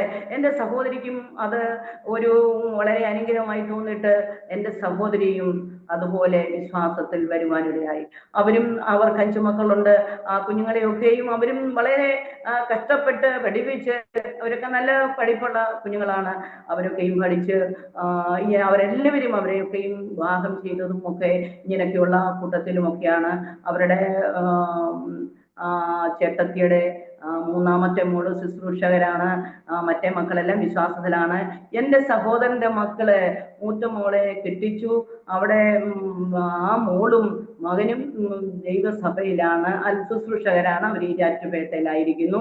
ഈ കുഞ്ഞുമോള് കുഞ്ഞുമോള് പിന്നെ അതും വളർന്ന് വലുതായിട്ട് അതിനെ വിവാഹം ചെയ്തു. അതും ഒരു നല്ല ദൈവദാസനാണ്. അവര് പാലക്കാട്ട് കർത്താവിന്റെ വേല അവരെ ശുശ്രൂഷ ചെയ്തുകൊണ്ടിരിക്കുന്നു. അങ്ങനെ ആ കുടുംബം വളരെ സന്തോഷമായിട്ട്, അവൾക്ക് കുഞ്ഞില്ലായിരുന്നു. 19 വർഷത്തിനു ശേഷം അവൾക്കൊരു കുഞ്ഞിനെ ദൈവം കൊടുക്കാനിടയായി. ഇവരുടെയൊക്കെയും സാക്ഷ്യങ്ങൾ ഇങ്ങനെയൊക്കെ ദൈവത്തിനും സ്തോത്രം. ഈ സാക്ഷ്യങ്ങളൊക്കെ നമുക്ക് അനേകർക്ക് പ്രചോദനമായി തീരാനും അനേകർക്ക് അനുഗ്രഹമായി തീരുവാനും ദൈവാത്മാവ് എല്ലാവർക്കും, എൻ്റെ പ്രിയപ്പെട്ടവർക്ക് എല്ലാവർക്കും കൃപ നൽകട്ടെ എന്ന് ഞാനും ആഗ്രഹിക്കുകയാണ്. സ്തോത്രം. എന്നാൽ ഇവരിങ്ങനെ കർത്താവിന്റെ സന്നിധിയിലായിരുന്നു. അത് ഇവര് ജീവനുള്ള ദൈവത്തെ അറിഞ്ഞു, ജീവനുള്ള ദൈവത്തോടാ പ്രാർത്ഥിക്കുന്നത്, അത് ജീവനുള്ള ദൈവത്തോടാ ആരാധിക്കുന്നത്. ഇങ്ങനൊക്കെ പറയുന്നത് കേട്ടപ്പോൾ എനിക്കും ഒരു ആഗ്രഹം തോന്നി. ഇതെന്തൊരു കാര്യം, ഇത്രയും നാള് ദൈവത്തെ അല്ലേ അറിഞ്ഞത്, കള്ളമോ വഞ്ചനയോ ഒന്നും ചതിവോ ഒന്നും ചെയ്യാതെ ജീവിക്കുന്ന എന്താ ഞങ്ങൾ ഓരോരുത്തരും ആയിരുന്നു അന്നത്തെ കാലത്ത്. അങ്ങനെ ആയിരിക്കുമ്പോൾ എന്നാൽ ഇതിനകത്തൊരു പരമാർത്ഥത, ഒരു സത്യമുണ്ടോ എങ്കിൽ എനിക്കും ഈ ഒരു ദൈവത്തെ അറിയണമെന്ന് ഞാൻ എൻ്റെ ഹൃദയത്തിൽ ഇങ്ങനെ നിരൂപിച്ചു ഇങ്ങനെ ഇരുന്നു. അങ്ങനെ ഇരിക്കുന്ന കാലത്ത്, അങ്ങനെ ഇരിക്കുന്ന സമയങ്ങളിലാണ് ഈ കുഞ്ഞുങ്ങള്, എൻ്റെ ഇളയ മോള്, അവൾക്ക് 4 വയസ്സുണ്ട്, ഇവൾക്കൊരു അസുഖം വന്നു. എല്ലാ 3 പേരുടെയും ഇളയ പൈതങ്ങൾക്കാണ് അസുഖം വന്ന് ഇങ്ങനെ പിടിച്ചത്. അല്ല നമുക്ക് മറ്റൊന്നും കൊണ്ടുമുള്ള ഒരു ആരുടെയും അലച്ചിലോ മറ്റുള്ളതൊന്നും ഉണ്ടല്ല. ഞങ്ങളുടെ 3 പേരുടെയും ഇളയ കുഞ്ഞുങ്ങൾ മുഖാന്തരമാണ് ഇങ്ങനെ കർത്താവിന്റെ സന്നിധിയിൽ. എൻ്റെ സഹോദരിയുടെ ഇളയ മോൾക്കും ഒരു രോഗമുണ്ടായിരുന്നു. അതിലാണ് ആ സഹോദരിയും ഇങ്ങനെ കടന്നു വന്നത്. ഞാനും ഇതുപോലെ തന്നെ എൻ്റെ മോൾക്ക് പെട്ടെന്ന് നമ്മുടെ ഈ ഭാര്യാപുരം സ്റ്റോപ്പില്, അത് പിന്നെ പറഞ്ഞോളാം, ഞാന് ദൈവത്തെ അറിയുന്ന വിഷയം അത് എങ്ങനെ ഞാൻ ദൈവത്തെ അറിയണമെന്ന് വിചാരിച്ചിരുന്നു. അതുപോലെ 3 ദിവസം ഈ റോഡ് സൈഡില് പുറംപോക്കില് ഞങ്ങൾ ഒരു വാല വെച്ച്, ഞങ്ങൾക്ക് സ്വന്തമായിട്ട് ഒരു ജോലി വേണം, ആലപ്പണിയാണ്, ആരെയും ഭാരപ്പെടുത്താതെ, 2 വീട്ടിലും ഭാരപ്പെടുത്താതെ നമുക്ക് തന്നെ ഒരു ഭവനം ഉണ്ടാക്കി ഇതിനകത്ത് ആലയിട്ട് പണിത് അങ്ങനെ ആണെന്ന് പറഞ്ഞാൽ ഈ 5 മക്കളും ഞാനും എൻ്റെ ഭർത്താവും കൂടെ കൊച്ചു ആല പോലെ ആക്കിയിട്ട് ഞങ്ങൾക്ക് കിടക്കാനായിട്ട് ഒരു മുറിയും അവിടെ കൂട്ടി അങ്ങനെ ഞങ്ങൾ ഇങ്ങനെ ജീവിച്ചു വരുമ്പോഴാണ് ഇങ്ങനെയൊക്കെയുള്ള പ്രശ്നങ്ങള്, ഇങ്ങനെയൊക്കെയുള്ള കാര്യങ്ങള് ഒക്കെ അറിയാൻ തുടങ്ങിയത്. നല്ല പണിക്കാരനായിരുന്നു, ആരോഗ്യമുള്ള ഒരു മനുഷ്യന്. കാണുന്നവര് പറയും ഇരട്ടച്ചങ്ങനാന്ന് പറയും, എൻ്റെ ഭർത്താവിന്റെ കാര്യമാണ് പറയുന്നത്. എന്നാൽ ദൈവവുമില്ല, ദേവനുമില്ല, ആരെയും ഭയവുമില്ലാത്ത ഒരു മനുഷ്യനായിരുന്നു. എന്നാൽ ഇങ്ങനെയൊക്കെ എൻ്റെ അമ്മയും ഇവരുടെ സഹോദരങ്ങളൊക്കെ ഇങ്ങനെ ആയെന്നറിഞ്ഞപ്പോൾ എനിക്ക് ഒരു സന്തോഷം. അങ്ങനെ ഒരു ജീവിക്കുന്ന ദൈവവും സംസാരിക്കുന്ന ദൈവവും ഒരു സത്യ ദൈവവും ഒക്കെ ഉണ്ടെങ്കിൽ എന്നോടുകൂടെ ഒന്ന് ഇടപെടണം എന്ന് ഞാനിങ്ങനെ ദൈവത്തോടെ പ്രാർത്ഥിക്കുകയൊക്കെ ചെയ്തു. അങ്ങനെ എന്തിനു പറയുന്നു, ഈ ഇടമില്ലാത്ത ഈ സ്ഥലത്ത് ഇങ്ങനെ ഇരിക്കുകയും വലിയൊരു പത്തനംതിട്ടയിൽ നിന്ന് കോഴഞ്ചേരി റൂട്ടിൽ പോകുന്നവർക്കാണെങ്കിൽ ഞങ്ങളെ കാണുവാന് ഇടയായിട്ടുണ്ട് എന്ന് പറഞ്ഞാൽ വലിയൊരു ആഞ്ഞിലി ചുവട്ടില് ഒരു കുഞ്ഞു കുടില് വരെയാണ് ആയിരുന്നു അന്ന്. ദൈവത്തെ 9 വർഷം നമ്മൾ അതിനകത്ത് താമസിച്ചു ആ വീട്ടില്. അങ്ങനെ ഇങ്ങനെ ഇരുന്നപ്പോൾ ഞാൻ 3 ദിവസം ഈ ഉപവാസം എന്തെന്നോ പ്രാർത്ഥന എന്തെന്നോ ഇതൊന്നും എനിക്കറിയത്തില്ല. എന്നാൽ ഈ ദൈവത്തെ ഒന്ന് കാണണം എനിക്ക്. ഈ ദൈവം എങ്ങനെയുള്ള ദൈവമാണ്, ഇത് ഞങ്ങളുടെ ദൈവത്തെക്കാട്ടി വലിയൊരു ദൈവമുണ്ടോ, എന്നാൽ അതൊന്ന് കാണണം എന്ന് വിചാരിച്ച് ഞാനിങ്ങനെ 3 ദിവസം, എൻ്റെ പ്രിയപ്പെട്ടവരെ, ഞാനിങ്ങനെ 3 ദിവസം വീട്ടിൽ ഇതിനകത്ത് ഒന്നും കഴിക്കാതെ, ഇങ്ങനെ പറഞ്ഞു കേട്ടിട്ടുണ്ട്, ഒന്നും കഴിക്കാതെ ഞാൻ ഇരുന്നു. ഈ 3 ദിവസവും ഇരുന്നിട്ട് ഞാനൊന്നും അറിഞ്ഞതുമില്ല, ഞാനൊന്നും കേട്ടതുമില്ല. അപ്പോഴും ഞാൻ ഇങ്ങനെ വീണ്ടും ദൈവത്തോട് ചോദിച്ചു, ഒരു ദൈവം, ജീവിക്കുന്ന ദൈവം ഉണ്ടോ, ജീവിക്കുന്ന ദൈവം ഉണ്ടെങ്കിൽ എന്നോട് സംസാരിക്കണം എന്ന് വീണ്ടും ഞാൻ കട്ടായമായിട്ട് ദൈവത്തോട് പറയുവാൻ ഇടയായി. ദൈവത്തിന് സ്തോത്രം. എൻ്റെ പ്രിയപ്പെട്ടവരെ, പിറ്റേ ദിവസം, അത് തിങ്കളാഴ്ചയാണ്, വെള്ളി ശനി ഞായർ ഞാൻ ഉപവാസത്തിലായിരുന്നു. എന്നാൽ ഒരു ദിവസം കൂടെ ദൈവത്തിന്റെ സന്നിധിയിൽ ഇരിക്കാം എന്ന് വിചാരിച്ചിട്ട് തിങ്കളാഴ്ചയിലേക്ക് അങ്ങനെ ആയി. തിങ്കളാഴ്ച വെളുപ്പിനെ ചൊവ്വാഴ്ച പ്രഭാതമായപ്പോൾ ഞാനിങ്ങനെ ഉണർന്ന് വന്നതിന് ശേഷം പെട്ടെന്ന് ഒരു സ്വപ്നം എൻ്റെ ഓർമ്മയിൽ വന്നു. ഹല്ലേലൂയ. ഓർമ്മയിൽ വന്നത് തന്നെയല്ല, ഈ സ്വപ്നം അങ്ങോട്ട് ഓർക്കുമ്പോൾ, അല്ലെങ്കിൽ ഈ പടം ഇങ്ങനെ ഓർക്കുമ്പോൾ എൻ്റെ നഖം മുതല് തലമുടി വരെ കൂരി പെരുക, അത്രയ്ക്ക് ഭയപ്പെടുത്തുന്ന ഒരു സ്വപ്നം. ആ സ്വപ്നം ഇങ്ങനെയായിരുന്നു ഞാൻ കണ്ടത്. എന്നെ തന്നെ ഒരു രൂപമാണ്, എന്നാൽ തലമുടി പാദം വരെ കിടന്നെഴുകയാണ്. ഈ തലമുടി പാദം വരെ ഇഴുന്നത് കാണുമ്പോൾ എനിക്ക് തന്നെ അങ്ങ് എന്താ പറയുന്നത്, എൻ്റെ ശരീരത്തെയൊക്കെ അങ്ങ് അലർജി ഓരിപ്പെരുപ്പോ, എനിക്കിതിനെ അങ്ങോട്ടൊന്ന് അംഗീകരിക്കാനോ എനിക്കിതൊന്ന് കാണുവാനോ ഒന്നും എനിക്ക് പറ്റുന്നില്ല. അതുപോലെ ഉള്ള ഒരു സ്വപ്നമാണ്. അപ്പൊ ഞാൻ എൻ്റെ പ്രിയപ്പെട്ടവനോട് പറഞ്ഞു, ഭർത്താവിനോട് പറഞ്ഞു, ഇത് എന്ത് ചെയ്യണം എനിക്കറിയത്തില്ലല്ലോ. ഞാൻ ഈ ദിവസമൊക്കെ പ്രാർത്ഥനയായിരുന്നു. എൻ്റെ ഒരു സഹോദരി, എൻ്റെ ഒരു അമ്മാമ്മ അടുത്തുണ്ട്. ആ പ്രിയ പ്രിയപ്പെട്ടവളോട് ഞാൻ പറഞ്ഞു, അമ്മ ഇങ്ങനെ ഇരിക്കുന്നു, ഞാൻ ഇന്നലെയൊക്കെ പ്രാർത്ഥനയൊക്കെ ആയിരുന്നു, അതുകൊണ്ട് എന്താണെന്ന് എനിക്ക് അറിയത്തില്ല, ഇനി ഞാനൊരു സ്വപ്നം കണ്ടു, പക്ഷെ അതെനിക്കിപ്പം വലിയ ഭാരമായിട്ടിരിക്കുന്നു. അന്നേരം എന്നോട് പറഞ്ഞു, പൊടിമോളെ, എന്നെ വിളിക്കുന്നത് എൻ്റെ വീട്ടിലെ പൊടിമോളെ എന്നാ, സ്കൂളിലെ പേരും കാര്യങ്ങളും ഒക്കെ ലക്ഷ്മിക്കുട്ടി എന്നാണ്. അപ്പം പൊടിമോളെ, അത് ഞങ്ങൾ പ്രാർത്ഥിക്കാം എന്നിങ്ങനെ പറയുവാനിടയായി. എൻ്റെ അമ്മയാണെങ്കിൽ ആ ദേശത്തെ എല്ലാ എന്താ പ്രസവത്തിന് ഒരു പതിച്ചി, അതെ, ഒരു മിടുക്കിയായിരുന്നു, ഒരു പതിച്ചിയായിരുന്നു എൻ്റെ അമ്മ. അപ്പൊ അങ്ങനെ നമ്മുടെ ആ ദേശത്തുള്ള എല്ലാ പ്രിയപ്പെട്ട മക്കളെയും പ്രസവം എടുക്കുന്നതും, അതെ, ഞങ്ങളുടെയും ഈ പ്രസവങ്ങളെല്ലാം ശുശ്രൂഷ ചെയ്തത് എൻ്റെ അമ്മ തന്നെയാണ്. ദൈവത്തിന് ഞാൻ അന്ന് മുമ്പേ പറഞ്ഞതുപോലെ ആ ഒരു ജോലി മാത്രമേ ഉള്ളൂ ഞങ്ങൾ പഠിക്കാഞ്ഞത്. ബാക്കിയുള്ള എല്ലാ ജോലികളും, അമ്മ ചെയ്യുന്ന ജോലികളും ഞങ്ങൾ ചെയ്യുന്നതാ. സ്തോത്രം. അങ്ങനെ ഈ അമ്മയെ വിളിപ്പാനിടയായി. എനിക്ക് എന്താണ് ഇതിനൊരു മറുപടി എന്താണ്, ഇതിനെന്ത് ചെയ്താൽ മാറും എന്നറിയാൻ ഞാനിങ്ങനെ അമ്മയെ വിളിക്കുമ്പോൾ അമ്മ ഇതുപോലെ പ്രസവം എടുക്കാൻ ഓരോ ഇടത്തൊക്കെ പോയിരിക്കുക. അങ്ങനെ വൈകിയ വെളിയില് എൻ്റെ അമ്മ എൻ്റെ അടുത്ത് വന്നു. ഈ കുഞ്ഞു വീട്ടില് അമ്മ വന്നിട്ട്, അതെ, എനിക്കും എൻ്റെ ഭർത്താവിനും ഇങ്ങനെ നമ്മൾ പേര് കേട്ട ഒരു പ്രവാചകനാണ് നമ്മുടെ വാര്യാപുരം യോനാച്ചാന്. അപ്പം ഈ വാര്യാപുരം യോനാച്ചാന് എനിക്കോ എൻ്റെ ഭർത്താവിനോ അറിയത്തില്ല. എന്നാൽ എൻ്റെ അമ്മ വന്നു. എൻ്റെ അമ്മ എന്നെയും കൊണ്ട് ഇങ്ങനെ യോനാഥാന്റെ വീട്ടിൽ പോകുവാനിടയായി. നമ്മുടെ വീട്ടിൽ നിന്ന് കുറച്ച് നടന്നു പോയാൽ മതി, അത് ഈ വാര്യാപുരത്ത്, അതും അവിടെ തന്നെയാണ്. യോനാച്ചാന്റെ അല്ലെങ്കിൽ ആ പ്രവാചകന്റെ വീട്ടിൽ അവരുടെ മുറ്റം വരെ ഈ മെയിൻ റോഡിൽ നിന്ന് ഉള്ളിലോട്ട് കുറച്ച് കയറി പോകണം. ഇങ്ങനെ പോകുന്ന സമയങ്ങളിലൊക്കെ ഈ ഒരു ശക്തി എന്നിലുണ്ടായിരുന്നു. എന്നാൽ ഇവരുടെ വീടിനടുത്ത് ചെല്ലുമ്പോൾ, ഇവരുടെ വീട്ടിനുള്ളിൽ കയറുമ്പോൾ ഈ ശക്തി എവിടോട്ട് പോയെന്ന് എനിക്കറിഞ്ഞുകൂടാ. എനിക്ക് ഇത്ര മാത്രം അറിയാം, ഈ ശക്തി ഇതുവരെയും എൻ്റെ കൂടെ ഉണ്ടായിരുന്നു. ഇപ്പോൾ എന്നിൽ നിന്ന് ഇത് മാറിപ്പോയി എന്നെനിക്ക് മനസ്സിലായി. ഇതുപോലെ പ്രവാചകനായ ആ അച്ചാനെ എന്നെ കണ്ടു, ആ മുറിക്കകത്ത് വിളിച്ചു കയറ്റി ഇങ്ങനെ പ്രാർത്ഥിച്ച് ശാസിച്ചു കഴിഞ്ഞ് എന്നോട് ഇങ്ങനെ പറയുവാനിടയായി, മകളെ, നിന്റെ കൂടെ 10 വർഷം കൊണ്ട് ഈ ശക്തി നിന്നിലുണ്ടായിരുന്നു, പക്ഷേ നിന്റെ നിഷ്കളത കൊണ്ടും നിന്റെ നമ്മല കൊണ്ടും ഒക്കെയാണ് ഇത് നിന്നെ ഒന്നും ചെയ്യാതെ ഇങ്ങനെ ആയിരുന്നത്. എന്നാൽ ഇപ്പം നീ ഉപവാസത്തിലായിരിക്കുന്നത് കൊണ്ട് നിന്നിൽ അതിലിരിക്കാൻ പറ്റുന്നില്ല, അതിന് പോയേ പറ്റത്തുള്ളല്ലോ. അങ്ങനെ ഈ ദേവദാസൻ ഞങ്ങളോട് ആലോചന പറഞ്ഞു. പിന്നെ അങ്ങനെ വളരെ സന്തോഷമായി അവിടുന്ന് തിരിഞ്ഞ് വീട്ടിൽ വരുവാനിടയായി. അങ്ങനെ ഞാൻ പറഞ്ഞല്ലോ, എൻ്റെ ഭർത്താവിന് ആരെയും ഭയമില്ലാത്ത ഒരു വ്യക്തിയായിരുന്നു. എന്നാൽ ഈ മനുഷ്യൻ പറയുകയുണ്ടായി, ഈ ഷീറ്റിട്ട കുഞ്ഞു പേരയ്ക്കകത്ത് ഇതിന്റെ മണ്ടയില് ഭയങ്കര ഒരു ശബ്ദം കേട്ടെന്നാണ് ആ മനുഷ്യൻ പറയുന്നത്. ഒന്നും വിശ്വസിക്കാത്ത ആ മനുഷ്യൻ അത് പറയണമെങ്കിൽ ഇത് കുഞ്ഞുകളിയല്ല എന്ന് മനസ്സിലാക്കുവാൻ കഴിയും. സ്തോത്രം. അങ്ങനെ അതൊരു അത്ഭുതമായി നടന്നു. എൻ്റെ കർത്താവിനെ പ്രവാചകന്റെ അടവച്ച് തന്നെ എൻ്റെ കർത്താവിനെ എനിക്ക് സ്വന്തം രക്ഷിതാവാകാനും ഒക്കെയുള്ള കാര്യങ്ങൾ നൽകി എൻ്റെ വിശ്വാസം വളരെ വർദ്ധിക്കാൻ തുടങ്ങി. അതുപോലെ ഈ പിറ്റേ ദിവസം മുതലേ ഞാൻ പ്രാർത്ഥനയ്ക്കൊക്കെ അങ്ങോട്ടും ഇങ്ങോട്ടും ഒക്കെ ഞാൻ പറഞ്ഞു, ഇത് കളിയല്ല. എൻ്റെ ഭർത്താവിനോട് പറഞ്ഞു, ഇത് കുഞ്ഞുകളിയല്ല, അതുകൊണ്ട് പ്രാർത്ഥനയ്ക്കൊക്കെ ഒന്ന് പോയിട്ട് വരണം എന്ന് ഞാനിങ്ങനെ പറഞ്ഞിട്ട് ഞാൻ ഇടയ്ക്കിടയ്ക്ക് പ്രാർത്ഥനകൾക്ക് പോകാൻ തുടങ്ങി.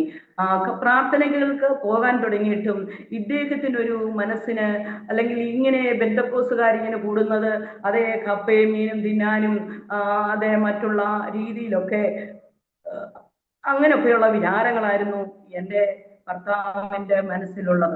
എന്നാൽ എന്നെ കുറിച്ച് വരുന്നവരോടൊക്കെയും ഇങ്ങനെ ദുഷിച്ച വാക്കുകളൊക്കെ പറയുമ്പോഴും ഈ ആലപ്പണി ചെയ്യുന്ന സമയത്ത്, അതേ ഈ ഇരുമ്പേൽ പണിയുന്ന സമയത്ത് അങ്ങനെ മുറിവുണ്ടാവാനും അങ്ങനെ ആണി കൊള്ളുവാനും ഒക്കെ ഇങ്ങനെ ഇടയായിട്ടുണ്ട്. അങ്ങനെ ചോര വരുന്ന ആ കാര്യങ്ങളൊക്കെ എന്നോട് പറയുമ്പോൾ ഞാൻ അങ്ങോട്ട് ചോദിക്കും, എന്നെ കുറിച്ച് എന്തുമേലും വേണ്ടാത്തത് പറഞ്ഞു എന്ന് ചോദിപ്പാനിടയായിട്ടുണ്ട്. ഞാൻ എന്ന് പറഞ്ഞാൽ ദൈവത്തിന്റെ വചനത്തിൽ പറയുന്നു, ആമേൻ, ദൈവത്തിന്റെ മക്കളെ തൊടുന്നത് ദൈവത്തിന്റെ കൺമണിയെ തൊടുന്നത് പോലെയാണെന്ന്. ആമൻ. ഇതൊക്കെയും ദൈവത്തിന്റെ വചനമൊന്നും അറിയുന്നില്ലെങ്കിൽ തന്നെയും ഇങ്ങനെ ഈ ഒരു സത്യം മനസ്സിലാക്കിക്കൊണ്ട് ഈ സ്വപ്നങ്ങൾ പിന്നെയും ഇങ്ങനെ ദിനം തോറും നിമിഷം തോറും സ്വപ്നങ്ങളും ദർശനങ്ങളും വെളിപ്പാടുകളും ഒക്കെയും ദൈവം നൽകാൻ തുടങ്ങി. കുഞ്ഞുങ്ങള് സ്കൂളിൽ പോകുമ്പോൾ അവർക്ക് അവരൊന്ന് വീഴാൻ പോകുമ്പോൾ അത് പറഞ്ഞു വിടുക, അല്ലെങ്കിൽ അവരുടെ സ്കൂളിൽ പോയി പരീക്ഷ കഴിഞ്ഞ് വരുമ്പോൾ അവരുടെ മാർക്കിന്റെ വിഷയങ്ങൾ പറയുക. ഇതൊക്കെയും അങ്ങനെ തന്നെ സംഭവിച്ചത് കൊണ്ട് എനിക്ക് എൻ്റെ വിശ്വാസത്തെ ഒത്തിരിയും കൂടെ വളർത്തുവാൻ ഇടയായി. അങ്ങനെ ആയിരിക്കുമ്പോഴാണ് നമ്മുടെ ഈ വാര്യാപുരം സ്റ്റോപ്പിൽ ഒരു ഫിലിം ഷോ എന്ന് പറഞ്ഞൊരു ഫിലിം ഷോ വന്നിരുന്നു. അങ്ങനെ ഈ കുഞ്ഞുങ്ങൾക്ക് അത് കാണാൻ ഇഷ്ടമായതുകൊണ്ട് ഈ കുഞ്ഞുങ്ങളെ 5 പേരും കൂടി ഈ ഫിലിം ഷോ കാണാനായിട്ട് ഇവരിത് പോയി കണ്ടു, തിരിഞ്ഞ് വീട്ടിൽ വന്നു, കിടന്ന് ഉറങ്ങി, ആഹാരം കഴിഞ്ഞ് കിടന്നുറങ്ങി. നേരം വെളുത്തു, ഇവരൊക്കെ ഉന്നയിച്ച് സ്കൂളിൽ പോകാനുള്ളവർ സ്കൂളിൽ പോകാൻ ഒരുങ്ങുന്ന കാര്യങ്ങളൊക്കെ ഇങ്ങനെ ആയപ്പോൾ ഈ ഇളയ പൈതലിനെ നോക്കുമ്പോൾ എന്തോ ഒരു പ്രശ്നം ഇവളിൽ കാണുന്ന പോലെ എനിക്കങ്ങ് തോന്നുകയാണ്. അങ്ങനെ 1-2 ദിവസം കഴിഞ്ഞപ്പോഴത്തേന് ഈ കുഞ്ഞിന്റെ ശരീരം മൊത്തം നീരുകൊണ്ട് വീങ്ങാൻ തുടങ്ങി. അതെ, ഓരോ ദിവസവും കഴിയും തോറും ഇത് ഇങ്ങനെ നീര് കൂടിക്കൂടി വന്ന് നമുക്ക് പെറ്റ തള്ളമാർക്കോ മറ്റുള്ളവർക്കോ ഇത് കണ്ടു നിൽക്കാൻ പറ്റത്തില്ല. അപ്പോഴും ഇത് എനിക്ക് ഒന്ന് മനസ്സിലാക്കാൻ കഴിഞ്ഞു. ഈ ഇളയ മോളോട് ഈ അപ്പന് ഭയങ്കര സ്നേഹവും കാര്യവുമായിരുന്നു. അപ്പോഴേ എനിക്ക് ഒരു നിശ്ചയമുണ്ട്, ഇത് ഈ കുഞ്ഞിന്റെ അപ്പനെ പിടിക്കാനുള്ള ഒരു കാര്യമാണെന്ന് എനിക്ക് മനസ്സിലായി. എന്നാൽ അതിനും നോക്കാനോ കാണാനോ അവളെ കുഞ്ഞിനെ കൊണ്ടുപോകാനോ ഒന്നും ഒക്കാൻ സമയങ്ങളിൽ എൻ്റെ അമ്മയെ ഇതുപോലെ വിളിച്ചു വരുത്തി കുഞ്ഞിനെ ശുശ്രൂഷിപ്പാനും അങ്ങനെ ആ ഒരു വിഷയത്തിന്റെ മേലെ എൻ്റെ ഭർത്താവ് ദൈവസന്നിധിയിൽ മടങ്ങി വരുവാൻ ഇടയായി. ഈ കുഞ്ഞൊരു ഇടത്തെടുത്ത് കിടന്നാൽ ഒരു വാഴപ്പിണ്ടി കിടക്കുന്നത് പോലെ അന്ന് എൻ്റെ കഴുത്തിൽ ഒരു മാലയുണ്ടായിരുന്നു. അപ്പൊ ഞാൻ ഒത്തിരന്റെ ഈ കുഞ്ഞിനെ ഇടർച്ചയാണോ എന്ന് ഞാൻ ആരാധന സ്ഥലത്തിരുന്ന് ഞാൻ ഈ മാല വലിച്ചു പൊട്ടിക്കാൻ, സ്വർണ്ണമാലയെ വലിച്ചു പൊട്ടിക്കാൻ ഇടയായി. അങ്ങനെ ദൈവത്തിനും സ്തോത്രം. അതെ, ഇത് ആ കുഞ്ഞിനൊരു കുറവായിരിക്കരുതല്ലോ, ആമൻ, കുഞ്ഞിന് വിടുതൽ വേണമല്ലോ എന്ന് കണ്ട് ഇങ്ങനൊക്കെ ഞാൻ ചെയ്ത സമയങ്ങള് ഉണ്ട്. ദൈവത്തിനും സ്തോത്രം. അങ്ങനെ എൻ്റെ പ്രിയപ്പെട്ടവൻ ദൈവസന്നിധിയിൽ വന്നു. അങ്ങനെ പിന്നെയും ദൈവത്തിന്റെ പരിശുദ്ധാത്മാവ് ഇടപെടാൻ തുടങ്ങി. എൻ്റെ ഈ കുടിലിനകത്ത് വലിയൊരു മനുഷ്യൻ ഇതിനകത്ത് എങ്ങനെ കയറി എന്ന് എനിക്കറിയത്തില്ല. ഇത് ഞാൻ അതിശയമായി കാണുകയാണ്. ഈ കൊച്ചൊരു വീട്ടില് അതിന്റെ കുഞ്ഞു വാതില് അങ്ങനെയുള്ള ഒരു കൊച്ചു വീടാ. അത് ആലയാണെന്നല്ല ഞാൻ പറഞ്ഞത്. അതിന്റെ ഒരു മുറി മാത്രം കെട്ടിയടച്ച് അതിനൊരു വാതില്. ഈ വാതിലിൽ കൂടി ഈ വലിയ മനുഷ്യൻ ഇതെങ്ങനെ കയറി എന്ന് എനിക്കറിയത്തില്ല. എന്നാൽ എന്നോട് ഇങ്ങനെ കയറി എൻ്റെ താടിക്ക് പിടിച്ചുകൊണ്ട് പറഞ്ഞു, ഇങ്ങനെയാണ് സ്നാനപ്പെടുന്നതെന്ന്. അത് പറയുകയും ആളും പറയുകയും ചെയ്തു. ഇങ്ങനെ ഓരോ വിഷയങ്ങളും ഭവനത്തിലും അത് എന്നിലും പറ്റിപ്പിടിച്ച് ഇങ്ങനെ ഓരോ കാര്യങ്ങളൊക്കെയും കാണുമ്പോഴും കേൾക്കുമ്പോഴും അതെ, ഇത് വലിയൊരു കാര്യമാണല്ലോ എന്ന് മനസ്സിലാക്കുവാൻ കഴിഞ്ഞു. അങ്ങനെ കുറച്ച് നാളുകൾ കഴിഞ്ഞു. കുഞ്ഞുങ്ങളൊക്കെയും പിന്നെ സ്കൂളിൽ പോക്ക് തുടങ്ങി. അങ്ങനെ പോയിരിക്കുമ്പോൾ ഈ കുഞ്ഞിനെ 7ാം ക്ലാസ്സിലായപ്പോൾ ഇളയ മോള് തുടങ്ങുമ്പോൾ ഞങ്ങൾ വരുമ്പോൾ ഇവർക്ക് 4 വയസ്സേ ഉള്ളൂ. അങ്ങനെ 7ാം ക്ലാസ്സിൽ പഠിക്കുമ്പോൾ ഇവർക്ക് വീണ്ടും രാവിലെ സ്കൂളിൽ പോകുമ്പോൾ ഒരു ഭയങ്കരമായ മഴയും കാറ്റും ഉണ്ടായി. ഈ മഴയും കാറ്റും ഈ കുഞ്ഞു കൂടാരത്തിൽ മഴയും കാറ്റും വരുമ്പോൾ തന്നെ ഈ കുഞ്ഞുങ്ങളെല്ലാം എന്നെ പിടിച്ച് ഞങ്ങൾ ആ വാതിലിനോട് അടുത്ത് നിൽക്കും. എന്തെന്ന് ചോദിച്ചു കഴിഞ്ഞാൽ, ഈ മഴയും കാറ്റും വന്ന് ഈ മണ്ടയിൽ നിന്നും വലിയ കമ്പോ അതേ ഓരോ വല്ലതും ഒടിഞ്ഞു വീണെങ്കിൽ എന്ത് ചെയ്യും, ഇറങ്ങി ഓടാം എന്ന് വിചാരിച്ച് പലപ്പോഴും ഞങ്ങൾ അതിന്റെ വാതിലിന്റെ സൈഡിൽ നിന്നിട്ടുണ്ട്. ഈ കുഞ്ഞുങ്ങളൊക്കെ ഇതൊക്കെ കാണുമ്പോഴും കേൾക്കുമ്പോഴും പേടിച്ച് എന്നെ അവർ കെട്ടിപ്പിടിക്കുന്ന സമയങ്ങളൊക്കെ ഞാൻ ഓർക്കുന്നു. എന്നാൽ ഈ 7ാം ക്ലാസ്സിൽ ഈ കുഞ്ഞ് കടന്നു പോകുമ്പോൾ ഈ രാവിലത്തെ ഈ പെരുങ്കാറ്റും ഒക്കെ ആയി ഇവള് സ്കൂളിൽ ചെന്ന് പഠിച്ച് കഴിഞ്ഞ് തിരിച്ച് 4 മണിക്ക് വരുമ്പോൾ ഇവള് മിണ്ടാതെ വരുന്നു. അപ്പൊ ഇവിടെ കയ്യിൽ ഒരു ഇരുമ്പ് കഷ്ണം കൊടുത്തിട്ടുണ്ട്, സാറുമാര് കൊടുത്തിരിക്കുക പേടി മാറാനോ എന്തിനോ. അങ്ങനെ ആ കുഞ്ഞ് വീട്ടിൽ വന്ന് അങ്ങനെ ഞങ്ങൾ ചോദിക്കുമ്പോൾ ഇതൊരു മറുപടി പറയുമല്ലാതെ അവളെ ഒന്നും കിട്ടുന്നില്ല. വീണ്ടും ഞങ്ങൾക്കത് പ്രയാസമായിട്ട് എൻ്റെ അമ്മയെ വിളിച്ചു വരുത്തി. അതെ, ഞങ്ങൾ വീണ്ടും ഓരോ ആശുപത്രികളിലും അങ്ങനെ ഓരോ ദിവസം കഴിയും തോറും രോഗത്തിന് മാറ്റങ്ങളും വ്യത്യാസങ്ങളും വന്നുകൊണ്ടിരുന്നു. അങ്ങനെ ഒക്കെ പേടിയായിട്ട് കരയുന്നു. അങ്ങനെ തലവേദന കൊണ്ട് ഭാരമായിട്ട് അങ്ങനെ പലവിധമായ അങ്ങനെ അനേക ആശുപത്രികളില് ഞങ്ങൾക്ക് കയറി ഇറങ്ങുവാൻ ഇടയായി. എന്ന് പറഞ്ഞാല് തിരുവനന്തപുരം, അതുപോലെ തുവയൂര്, മാങ്ങാനം, സായിപ്പിന്റെ ആശുപത്രി, പുഷ്പഗിരി, കോട്ടയം മെഡിക്കൽ കോളേജ്, അങ്ങനെ അനവധി ആശുപത്രികളിലെ ഈ മൂളുമായിട്ട് കയറി ഇറങ്ങുവാനിടയായി. അന്ന് IPSലെ തന്റെ ദൈവദാസന്മാരൊക്കെ പ്രാർത്ഥിക്കുകയും അനേക ദൈവഭക്തന്മാര് കടന്നു വന്ന് പ്രാർത്ഥിക്കുകയും ഒക്കെ ചെയ്യും. എന്നാലും ഇതിനൊരു വിടുതലില്ലാതെ ഇങ്ങനെ ഞങ്ങൾ കഴിഞ്ഞു പോയി. എന്നാൽ പലരും എന്നോട് ചോദിച്ചു, നിങ്ങൾ ഇങ്ങനെ ദൈവത്തെ അറിഞ്ഞിട്ട് ഈ കുഞ്ഞിന് എന്താ ഒരു വിടുതലില്ലാത്ത എന്ന പലരും ചോദിക്കാനിടയായി. അവരോടൊക്കെയും പറയുവാനിടയായത്, എനിക്ക് എന്റെ ദൈവത്തെ ഉയർത്തണമെങ്കിൽ ഞാൻ ഇവിടെ നിന്നാൽ പറ്റത്തില്ലല്ലോ. അനേക ആശുപത്രികൾ കടന്നു പോകുമ്പോൾ അനേകരോട് എനിക്ക് എന്റെ ദൈവത്തെ ഉയർത്തുവാനും എന്റെ ദൈവത്തെ പറയുവാനുമുള്ള സന്ദർഭങ്ങൾ എനിക്ക് കിട്ടും എന്ന് പറയുവാനിടയായി. അതേ മോളെ ഡോക്ടർമാർ നോക്കുകയും എനിക്ക് ഇതിൽ പരം വേറെ സന്തോഷം എനിക്ക് വേറെ ഒന്നുമില്ല. ഞാൻ പലപ്പോഴും ഓർക്കും, അതെ എനിക്ക് സുവിശേഷമായി ഇവിടൊക്കെയും കടന്നു പോകാൻ പറ്റാത്ത സ്ഥാനത്ത് എന്റെ ഈ കുഞ്ഞിന് ഈ അസുഖം കൊണ്ട് പലയിടങ്ങളിൽ കടന്നു പോകുവാനും പലയിടങ്ങളിൽ ഓരോരുത്തരോടും ദൈവത്തെക്കുറിച്ച്, ദൈവത്തെക്കുറിച്ച് ഉയരത്തിലെ ശക്തിയെക്കുറിച്ച് പറഞ്ഞ് ബലപ്പെടുവാനും ദൈവത്തിന്റെ പരിശുദ്ധാത്മാവ് എന്നെ ബലപ്പെടുത്തിക്കൊണ്ടിരുന്നു. അങ്ങനെ ആയിരിക്കുന്നു ഓരോ വിഷയങ്ങളിലൂടെ ഞങ്ങൾ ഇങ്ങനെ മുന്നോട്ട് പോകുമ്പോൾ. ദൈവത്തിന് സ്തോത്രം. എന്റെ സഹോദരന് പ്രവാചകനാണ്. എന്റെ സഹോദരൻ ഒരു മനുഷ്യൻ വന്നിരുന്നാൽ മതി, അവരുടെ എല്ലാ കാര്യങ്ങളും പറയുന്ന ഒരു ദൈവ മനുഷ്യനായിരുന്നു. അങ്ങനെ ഇരിക്കുമ്പോൾ എനിക്കും എന്റെ സഹോദരിക്കും എന്റെ സഹോദരനുമായിട്ട് 12 സെന്റ് സ്ഥലം അന്ന് അപ്പനും അമ്മയും കൂടി ഞങ്ങളുടെ പേരിൽ എഴുതിയിട്ടിരുന്നു. അങ്ങനെ എന്റെ സഹോദരന് ഒരു സമയത്ത് ഇങ്ങനെ കുറെ പൈസയ്ക്കൊക്കെ ആവശ്യം വന്നു. അതുപോലെ മോളെ കല്യാണം കഴിക്കാൻ സമയത്തും ഒക്കെ ഇതിന് വേണമായിരുന്നു. എന്നാൽ എന്റെ പ്രിയപ്പെട്ടൻ പറഞ്ഞു, പൊടിമോളുടെ സ്ത്രീധനമാണെങ്കിൽ പൊടിമോളുടെ ഗീതമാണെങ്കിൽ അത് ഞാൻ കൊടുക്കത്തില്ല എന്ന് പറയാനിടയിൽ ഞാൻ പറഞ്ഞു, നമുക്ക് ദൈവത്തിന്റെ കൃപയാലെ നമുക്ക് 15 സെന്റ് സ്ഥലം, ഒരു വീട്, നമ്മളിത് ഈ വീട് നമ്മൾ വാങ്ങിയത് 90-ലാണ്. നമ്മളൊരു വീട് വാങ്ങിക്കാൻ ദൈവം നമുക്ക് വീട് തന്നു. 9 വർഷം നമ്മൾ ഈ പുറംപോക്കിൽ താമസിച്ചു. അവിടെ നമ്മളൊരു പ്രാർത്ഥനയും ആ പുറംപോക്കിൽ നടത്തിയിട്ടുണ്ട്. അത്രയ്ക്ക് ദൈവത്തെ സ്നേഹിച്ചിരുന്നു ആ ദൈവം. ഒരു വീട് വാങ്ങാൻ ദൈവം കൃപ ചെയ്തു. അതൊരു വർഷത്തിനും ആ വീടിന് നമ്മൾ ചെന്ന് വില പറഞ്ഞിട്ട് നമുക്ക് തരത്തില്ലെന്ന് പറഞ്ഞെടുത്ത് ദൈവം ആ വീട് നമുക്ക് വാങ്ങിച്ചു തരുവാനിടയായി. അപ്പൊ ഞാൻ എന്റെ പ്രിയപ്പെട്ടവനോട് പറഞ്ഞു, നമുക്ക് 15 സെന്റ് സ്ഥലമുണ്ടല്ലോ, നമ്മുടെ 4 സെന്റ് സ്ഥലം നമുക്ക് കൊടുത്തുകൂടെ എന്ന് ഞാൻ പറയാനായിട്ട് ഇടയായി. എന്നാൽ എന്റെ പ്രിയപ്പെട്ടവരെ, ദൈവത്തിന് നന്ദിയോട് സ്വന്തം ദൈവം സ്നേഹിക്കുന്നവർക്ക് വേണ്ടി നിർണയപ്രകാരം ദൈവത്തിന്റെ നന്മകളും ഉപകാരങ്ങളും ചെയ്യുന്ന ദൈവത്തിന്റെ വചനം നമ്മളെ പഠിപ്പിക്കുന്നു. ഹല്ലേലൂയ, സ്തോത്രം എന്നതുപോലെ എന്റെ പ്രിയപ്പെട്ടവൻ കൊടുക്കത്തില്ല, ഞാൻ മരിച്ചാലും കൊടുക്കത്തില്ല എന്ന് പറയുവാനിടയായി. എന്റെ ഹൃദയം ഇങ്ങനെ വേദനിച്ചു. അങ്ങനെ അവർക്ക് കടം കൊണ്ട് അവര് വല്ലാത്ത വീർപ്പ് മുട്ടിയിരിക്കുമ്പോൾ ഒരു ദിവസം എന്തിനു പറയുന്ന എന്റെ പ്രിയപ്പെട്ടവരെ, എന്റെ ഭർത്താവ് ഇതുപോലെ ആലയിൽ പണിതുകൊണ്ടിരിക്കുമ്പോൾ അദ്ദേഹത്തിന് തോന്നി വാര്യാപുരം സ്റ്റോപ്പിലെ കടയിലൊന്ന് പോണമെന്ന്. അദ്ദേഹം ഇങ്ങനെ കടയിൽ പോകുന്ന ആ സമയത്ത് ആ കടയിൽ അടുക്കാറായപ്പോൾ അവിടെ അങ്ങ് വീണു, സൈഡിൽ അങ്ങ് വീണോണെ ആ കടയിൽ നിന്നവർ കണ്ടു. അവര് ഓടി വന്നു നോക്കിയപ്പോ ഇത് കുടിയന്മാരൊന്നുമല്ല, ഇന്നാരാണിത്, ഇന്നടത്തെ വാസുവാണിത് എന്നും പറഞ്ഞ് അവര് സോഡാ വെള്ളം കൊണ്ടുവന്ന് മുഖത്തൊക്കെ തളിച്ച് അവരെ കുറച്ചു ശാന്തമാക്കി അവിടെ ഇരുത്തി. അങ്ങനെ വീണ്ടും അദ്ദേഹം വിഭവനത്തിൽ കയറി വന്നു.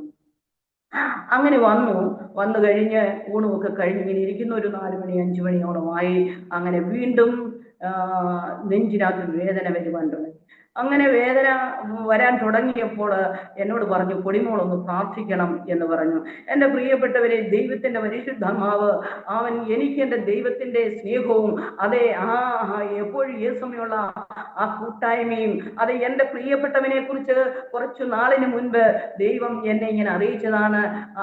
എന്നെ പഠിപ്പിക്കാമെന്നും വേണ്ടുന്ന കാര്യങ്ങളൊക്കെ എനിക്ക് ചെയ്തു തരാമെന്നും അനേകരെന്നെ നന്മ തന്ന് സഹായിക്കുന്നു എന്നും ഒക്കെ കാണുവാനിടയായി. ഒരു കാറ് കാണിച്ചിട്ട് എന്നെ പഠിപ്പിക്കാമെന്ന് പറഞ്ഞു. അതിനിടയിലാണ് ഈ കാര്യങ്ങളൊക്കെ നടന്നുകൊണ്ടിരിക്കുന്നത്. എൻ്റെ പ്രിയപ്പെട്ടവൻ എന്നോട് പറഞ്ഞു, പൊടിമോളൊന്ന് പ്രാർത്ഥിപ്പാന്. അന്നേരവും ഞാൻ ചോദിച്ചു, ആമൻ, ഈ 4 സെന്റ് സ്ഥലം നമുക്ക് ആ സഹോദരന് കൊടുക്കാം. ആമൻ ഇങ്ങനെ പറഞ്ഞിട്ടും ഈ മരണ കിടക്കിൽ അല്ലെങ്കിൽ മരണവേദനയിൽ ഇരിക്കുന്ന എൻ്റെ ഭർത്താവ് പറഞ്ഞു, ഞാൻ കൊടുത്തിട്ടില്ല, പൊടിമോടെ വീതമാണ്, ഞാൻ കൊടുത്തിട്ടില്ല എന്ന് പറയുവാനിടയായി.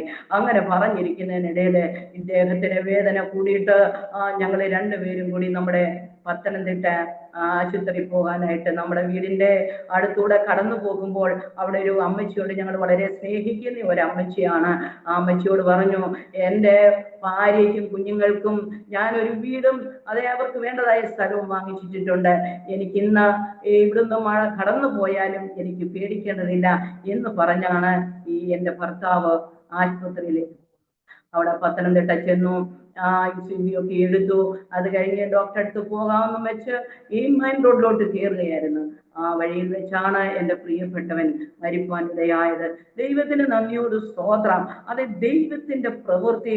ആമൻ ദൈവത്തിന് തൻ്റെ ഭക്തന്മാർക്ക് വേണ്ടി ആമൻ എപ്പോഴും സഹായകനായി കൂട്ടാളിയായി കടന്നു വരുന്ന ഒരു ദൈവമെന്ന ഇതിൽ കൂടിയൊക്കെ മനസ്സിലാക്കുവാൻ നമുക്ക് എന്തിന് പ്രിയപ്പെട്ടവരെ, എന്തിനാണ് നമുക്ക് ഈ സമ്പത്ത്, എന്തിനാണ് നമുക്ക് ഈ സൗന്ദര്യം, എന്തിനാണ് ഇതൊക്കെ? നമുക്ക് വേണ്ടതൊക്കെ മറ്റുള്ളവർക്ക് നമ്മളെ കഴിവതാവാലെ ആവുന്നത് പോലെ നമുക്ക് ചെയ്യും. പ്രാർത്ഥിക്കാനാണോ, കൊടുക്കാനാണോ, നന്മ ചെയ്യുവാനാണോ, ആമൻ വിഷമിക്കുന്നിരിക്കുന്നവരെ ഒന്ന് കൈപിടിച്ചുയർത്താനാണോ? ഇങ്ങനെയുള്ള കാര്യങ്ങളിലൊക്കെയും ആമൻ ദൈവം ഒരുക്കുന്നതിനും അതെ ദൈവം പഠിപ്പിച്ചെടുക്കുന്നതിനുമായി ഞാൻ എൻ്റെ ദൈവത്തിന് നന്ദിയോട് സ്തോത്രം ചെയ്യുന്നു. അങ്ങനെ എൻ്റെ പ്രിയപ്പെട്ടവനെ അവിടെ മോർച്ചറി വെച്ചു പോരുവാനിടയായി. അങ്ങനെ അദ്ദേഹത്തിനെ അവിടെ വെച്ചു. ഇവിടെ വന്ന ആൾക്കാരെ എല്ലാം പറഞ്ഞുകൂടി. അതേ 4 ദിവസത്തേന് ഞാനും വെള്ളം കുടിക്കാതെ എന്നെയും ആശുപത്രിയിലാക്കി. അങ്ങനെ ആയിരിക്കുന്ന സമയത്ത് ആമൻ 4ാമത്തെ ദിവസമാണ് അടക്കമൊക്കെ കഴിയുന്നത്. എന്നെയും വന്നാണ് ആശുപത്രിയിൽ നിന്ന് കൊണ്ടുവരുന്നത്. ആമൻ ദൈവത്തിന് നന്ദിയോട് സ്തോത്രം. ആമൻ ഇതൊക്കെയും ദൈവത്തിന്റെ പ്രവൃത്തി എന്ന ആമൻ മനസ്സിലാക്കുവാൻ ദൈവം തരുന്ന മഹാ സ്നേഹത്തിനായി ഞാൻ എൻ്റെ ദൈവത്തിന് നന്ദിയോട് സ്തോത്രം. അതേ എൻ്റെ ഭർത്താവ് മരിക്കുന്നതിന് മുമ്പ് എൻ്റെ മൂത്ത മോളെ വിവാഹം കഴിച്ചു. ആ വിവാഹം കഴിക്കുമ്പോഴും ഞങ്ങൾക്ക് പണമില്ല. അവൻ ഇത് എങ്ങനെ നിറവേറി, ഇതെങ്ങനെ സംഭവിക്കും എന്നൊക്കെ ചിന്തിച്ച സ്ഥാനത്ത് ആമൻ ഒരു മകനെ പണമൊന്നും വേണ്ടെന്നും പറഞ്ഞ് ആമൻ എൻ്റെ പൈതലിനെ കിട്ടുവാനിടയായി. അവിടെ വിവാഹം കഴിഞ്ഞ് ദൈവത്തിന് നന്ദിയോട് സ്തോത്രം. അവൾക്ക് 2 ആൺമക്കളുണ്ട്. ആമൻ നല്ല 2 കുഞ്ഞുങ്ങള്, പറഞ്ഞനുസരിക്കുന്ന കുഞ്ഞുങ്ങള്. അന്ന് അക്കൗണ്ടന്റിങ്ങിനും അത് ഒന്ന് BSCക്കും പഠിക്കുന്ന കുഞ്ഞുങ്ങള്. ആമൻ ഒന്ന് ദുബായില് ആമൻ ജോലിയിലായിരിക്കുന്നു. മോനെ പഠിച്ചിറങ്ങാറായി. അങ്ങനെ അവർ സാരോൺ ചർച്ചില് അവൻ വളരെ നല്ല ആക്റ്റീവായ കുഞ്ഞുങ്ങളും പ്രിയപ്പെട്ടവരുമായിരിക്കുന്നു. ആമൻ ദൈവത്തിന് സ്തോത്രം. ഹല്ലേലൂയ. അങ്ങനെ എൻ്റെ പ്രിയപ്പെട്ടവരെ പറയട്ടെ, ആമൻ ഈ 97 എൻ്റെ മോടെ കല്യാണം കഴിഞ്ഞു. 98 എൻ്റെ ഭർത്താവ് മരിച്ചു. ആമൻ ദൈവത്തിന് സ്തോത്രം. ഞാൻ എൻ്റെ പ്രിയപ്പെട്ടവരോട് പറയട്ടെ, ആമൻ ഞാനൊരു ലോക മനുഷ്യത്തി ആയിരുന്നെങ്കിൽ ഞാൻ എൻ്റെ ബാക്കി 4 കുഞ്ഞുങ്ങളും ആമൻ ഞാനുമായിട്ട് എവിടെയെങ്കിലും പോയി മരിച്ചേനെയും. ഹല്ലേലൂയ. അതെ, എങ്ങനെ നമ്മൾ ജീവിക്കും, ആര് നമ്മളെ സഹായിക്കും എന്നൊക്കെയുള്ള ചിന്തയില് ഇതൊന്നും സംഭവിക്കാതെ ദൈവത്തിന്റെ പരിശുദ്ധാത്മാ മുന്നമേ എന്നെയും ദൈവം തിരഞ്ഞെടുത്തു. അതിനായി ഞാൻ എൻ്റെ ദൈവത്തിന് നന്ദി നിറഞ്ഞ ഹൃദയത്തോടെ സ്തോത്രം ചെയ്യും. പിന്നെ അതുപോലെ എൻ്റെ 2ാമത്തെ മോളെയും ആമൻ ഞങ്ങളോ സാധുക്കളായ ഒരു പയ്യൻ അവളെ വിവാഹം ചെയ്യണമെന്ന് പറഞ്ഞു. അവൻ നമ്മുടെ ദൈവത്തിന് മുഖപക്ഷമില്ല എന്ന് മനസ്സിലാക്കിക്കൊണ്ട് നമ്മുടെ ദൈവത്തിന് നമ്മളെ പഠിപ്പിക്കുന്ന എല്ലാ രക്തവും ഒന്നൊന്ന് പഠിപ്പിക്കുമ്പോൾ അവിടെ വെളുപ്പില്ല കറുപ്പില്ല, സകലതും ഒന്നായി എന്ന് പറയുന്നിടത്ത് ഞാനത് വിസമ്മതിക്കാതെ ഞാനത് സമ്മതിപ്പാനിടയി. എന്നാല് ആ സ്ഥാനത്തും ദൈവത്തിന്റെ പരിശുദ്ധാത്മാവ് കർത്താവിന്റെ വേല ചെയ്യുന്ന ഒരു മകനെ ആ സ്ഥാനത്ത് കൊണ്ടുവരുവാനിടയായി. അങ്ങനെ ആ മോളുടെയും വിവാഹം കഴിഞ്ഞ് അവർക്കും 2 കുഞ്ഞുങ്ങള്, ഒരു മോനും ഒരു മോളുമുണ്ട്. അവർ അമേരിക്കയുടെ പ്രദേശത്ത് ബൈബിൾ കോളേജിൽ പഠിച്ച് അവർ അല്പം ജോലിയും ചെയ്യുന്നു. അങ്ങനെ അവരായിരിക്കുന്നു. ഇത്രത്തോളം ദൈവം ചെയ്യുവാൻ അതേ ഞാൻ എന്തുള്ളൂ എന്ന് ദൈവവചനത്തിൽ ചോദിക്കുന്ന പോലെ ഇത്രത്തോളം നമ്മളെ ഇറങ്ങി വന്ന് സ്നേഹിപ്പാൻ, ഇത്രത്തോളം ജീവിക്കുന്ന ഒരു ദൈവം ഉണ്ടോ എന്ന് ഉറക്കെ പ്രസ്താവിപ്പാൻ ദൈവത്തിന്റെ പരിശുദ്ധാത്മാവ് എന്നെ ഒരുക്കിയ സ്നേഹത്തിനായി ഞാൻ എൻ്റെ ദൈവത്തിന് നന്ദി പറയുകയാണ്. അതുപോലെ എൻ്റെ മൂന്നാമത്തെ മോളെയും ഭാഗം ചെയ്തു. ആമേൻ. ദൈവത്തിന് സ്വതന്ത്രം. അവൾക്ക് ഒരു മോനുണ്ട്. ആ മോന് ഇപ്പം +1 പഠിക്കുന്നത്. 9ാം ക്ലാസ്സിൽ അവൻ പഠിക്കുമ്പോൾ അവന്റെ അമ്മയ്ക്ക് അതേ ഷുഗർ കൂടി മരിപ്പാനിടയായി. അവൾക്ക് ദന്താശുപത്രിയൊക്കെ ജോലിയായിരുന്നു. ഇവളെ ജോലിക്ക് പോകുന്നത് കൊണ്ട് അതെ 1 വയസ്സ് മുതൽ ഞാനാണ് ആ കുഞ്ഞിനെ വളർത്തുന്നത്. അവൻ ഇന്നും എൻ്റെ കൂടെയാ. ഞാൻ അവനെ വളർത്തുന്നത്. അവനിപ്പം +2 അനുഗ്രഹിക്കപ്പെട്ട പൈതലാണ്. അവൻ 10ാം ക്ലാസ് വരെ അവനും മറ്റൊരാൾ അവനെ സഹായിച്ച് സപ്പോർട്ട് കൊടുത്താണ് അവൻ പഠിച്ചത്. എന്നാൽ ഈ 2 വർഷക്കാലം അവന്റെ വലിയ മമ്മിയും വലിയ പപ്പായുമാണ് അവനെ പഠിപ്പിക്കുന്നതും അവന്റെ കാര്യങ്ങളെല്ലാം നോക്കുന്നതും ഒക്കെ അവരാണ്. അങ്ങനെ ആ ഒരു കുടുംബം അങ്ങനെ ആയിരിക്കുന്നു. അതുപോലെ എനിക്കൊരു മോനുണ്ട്, പറഞ്ഞല്ലോ. അവനും ആരോടും ശല്യമില്ലാത്ത ഒരു മകനാണ്. അവനും വിവാഹം ചെയ്തത് നമ്മുടെ വെണ്ണിക്കുളം. അവരാ കുഞ്ഞുങ്ങളെ ഒരു നല്ല കുടുംബമാണ്. അവരും അവർ പാട്ടുകാരാണ്. നമ്മുടെ ഈ മീഡിയയിലൊക്കെയും അത് പാട്ട് പാടുന്ന നല്ല അനുഗ്രഹിക്കപ്പെട്ട മക്കളാണ്. അവന്റെ അളിയനും ഭാര്യയും. അവന്റെ ഭാര്യ വളരെ നല്ല വൈതലാണ്. അവൾക്കും നല്ല പാട്ടും കാര്യങ്ങളും കർത്താവിനെ കുറിച്ച് അവരങ്ങനെ നല്ലൊരു കുടുംബമായതുകൊണ്ട് നമുക്ക് പരാജയമില്ല. നമ്മൾ ഇതൊന്നും മാത്രമാണ് ആഗ്രഹിക്കുന്നത്. നമ്മുടെ കുഞ്ഞുങ്ങളെ, നമ്മുടെ തലമുറകളെല്ലാം ദൈവത്തെ അറിയണം. ഈ ഒന്ന് മാത്രമാണ് എൻ്റെ ജീവിതത്തിലെ ആഗ്രഹം. ആമൻ. എനിക്ക് എൻ്റെ കുഞ്ഞുങ്ങൾക്കൊക്കെയും ആമൻ നമ്മുടെ ക്രിസ്തു നമുക്ക് മാതൃകയായതുപോലെ എൻ്റെ ഈ കുഞ്ഞുങ്ങൾക്കെല്ലാം ഒരു മാതൃകയായിട്ട് നിൽക്കണം എന്നുള്ളതാണ് എപ്പോഴും എൻ്റെ ഒരു ആഗ്രഹം. ദൈവത്തിന് നന്ദിയോട് സ്തോത്രം. അതുപോലെ നമ്മൾ വാങ്ങിച്ച അന്നത്തെ വീടും പഴയ വീട് ആമൻ അതൊക്കെയും ചെതിൽ പിടിച്ചു. അതിന്റെ ഭിത്തികളിലൊക്കെയും ചെതിൽ പിടിച്ചെന്നാല് ആമൻ ഒരു ഭവനം വേണമല്ലോ. ആമൻ. ദൈവത്തിന് നന്ദിയോട് സ്തോത്രം. അങ്ങനെ ഒരു ഭവനവും ചുമപ്പാനിടയായി. ആമൻ. നല്ലൊരു വീടാണ്. ആമൻ. ദൈവം ഇത്രത്തോളം ദൈവം മാനിച്ചു. ആമൻ. ദൈവം കണ്ട മക്കളും അതേ ഭവനവും അനേകർ വന്ന് ആരാധിക്കുകയും പ്രാർത്ഥിക്കുകയും അതേ അനേകർക്ക് കൊടുപ്പാനും എടുപ്പാനും ദൈവത്തിന്റെ പരിശുദ്ധമാവ് ഞങ്ങൾക്ക് നൽകുന്ന മഹാദയക്കായി ഞാൻ എൻ്റെ ദൈവത്തിന് നന്ദിയോട് സ്തോത്രം ചെയ്യുന്നു. അവൻ ഇതുപോലെ ആ മോനെ 3 പെൺമക്കളായിരുന്നപ്പോൾ ഞാൻ ഇങ്ങനെ അന്നത്തെ കാലത്ത് നമുക്കറിയാത്തത് കൊണ്ട് ഇടത്തുവ പള്ളിയിൽ ഇങ്ങനെ നേർന്നു. ഇനി ഉണ്ടാകുന്ന ഒരു മോനാണെങ്കിൽ ആ പള്ളിയിൽ പിടിപ്പണവും അതേ മതിന്റെ ഫലവും ഒക്കെ അവൻ അവിടെ കൊണ്ടുപോയി കൊടുത്തോളാം എന്ന് ഞാൻ അവനെ കുറിച്ച് ഇങ്ങനെ പറയുകയുണ്ടായി. എന്നാൽ ഇവൻ 4ാമതാണായതുകൊണ്ട് അതിനു വേണ്ടി പിന്നെ ഞങ്ങൾ മധുരഫലം കൊടുക്കുവാൻ എടത്തുവ പള്ളിയിൽ പോവാനിടയായി. അങ്ങനെ പോയി വന്ന് കഴിയുന്ന ശേഷമാണെങ്കിൽ അവന് കയ്യിലെ പിടിപ്പണം മാറണമെങ്കിൽ അവൻ അത്രത്തോളം ഒരു ഇതാകണമല്ലോ, അപ്പം കഴിവാകണമല്ലോ. അപ്പം അങ്ങനെ വരുന്ന സമയത്താണ് ഈ ദൈവത്തെ അറിയുവാൻ ഇടയായത്. അങ്ങനെ പിന്നെ ആ ഒരു വിഷയം വിട്ടു. അങ്ങനെ ഈ മോനെ ദൈവത്തിന്റെ പരിശുദ്ധാത്മാവ് എന്നോട് അറിയിച്ചു. അതെ, 5 വാഴവിത്ത് നിൽക്കുന്നതിൽ ഒരു വാഴവിത്തും മറച്ചു വെച്ചു. അങ്ങനെ എൻ്റെ കുഞ്ഞുങ്ങളെ കുറിച്ച് ഈ മോനെ മാറ്റി നിർത്തിയിരിക്കുന്ന വിഷയവും അതെ അവൻ ദൈവത്തിന് വേണ്ടി ഉള്ളവനാണെന്നും അതെ എൻ്റെ സഹോദരനിൽ കൂടി പിന്നെ പറയുവാനിടെ അവനെ കർത്താവിന് വേണ്ടി വേർതിരിക്കുന്നെന്ന് ഇങ്ങനെ ഞാനും ചിന്തിച്ചു. ഞാൻ മോനോട് ചോദിച്ചു, മോക്കള് ബൈബിൾ പഠിക്കാൻ പോകുന്നു? ഇല്ല, ഞാൻ പോകുന്നില്ല എന്ന് പറഞ്ഞു. അതെനിക്കൊരു വളരെ ഭാരമായി, വിഷമമായി. എന്നാലേ എൻ്റെ കുഞ്ഞെന്നെങ്കിലും ദൈവത്തിന് സ്തോത്രം, അവൻ കടന്നു വരും. അതെ, ദൈവഭാഗത്ത് കടന്നു വരും. നമുക്ക് എപ്പോഴായാലും ദൈവത്തിന് അസാധ്യമൊന്നും ഇല്ലല്ലോ എന്ന് എനിക്ക് മനസ്സിലാക്കാനിടേ. പലരും എന്നോട് പറഞ്ഞു, അമ്മ ഇപ്പോൾ കർത്താവിന്റെ വേല ചെയ്യേ, മോൻ ജോലിയോടുകൂടെ വേല ചെയ്തോളും എന്ന് പറയുവാനിടേ. അങ്ങനെ ഞാൻ ആശ്വസിച്ചിരിക്കുന്നു.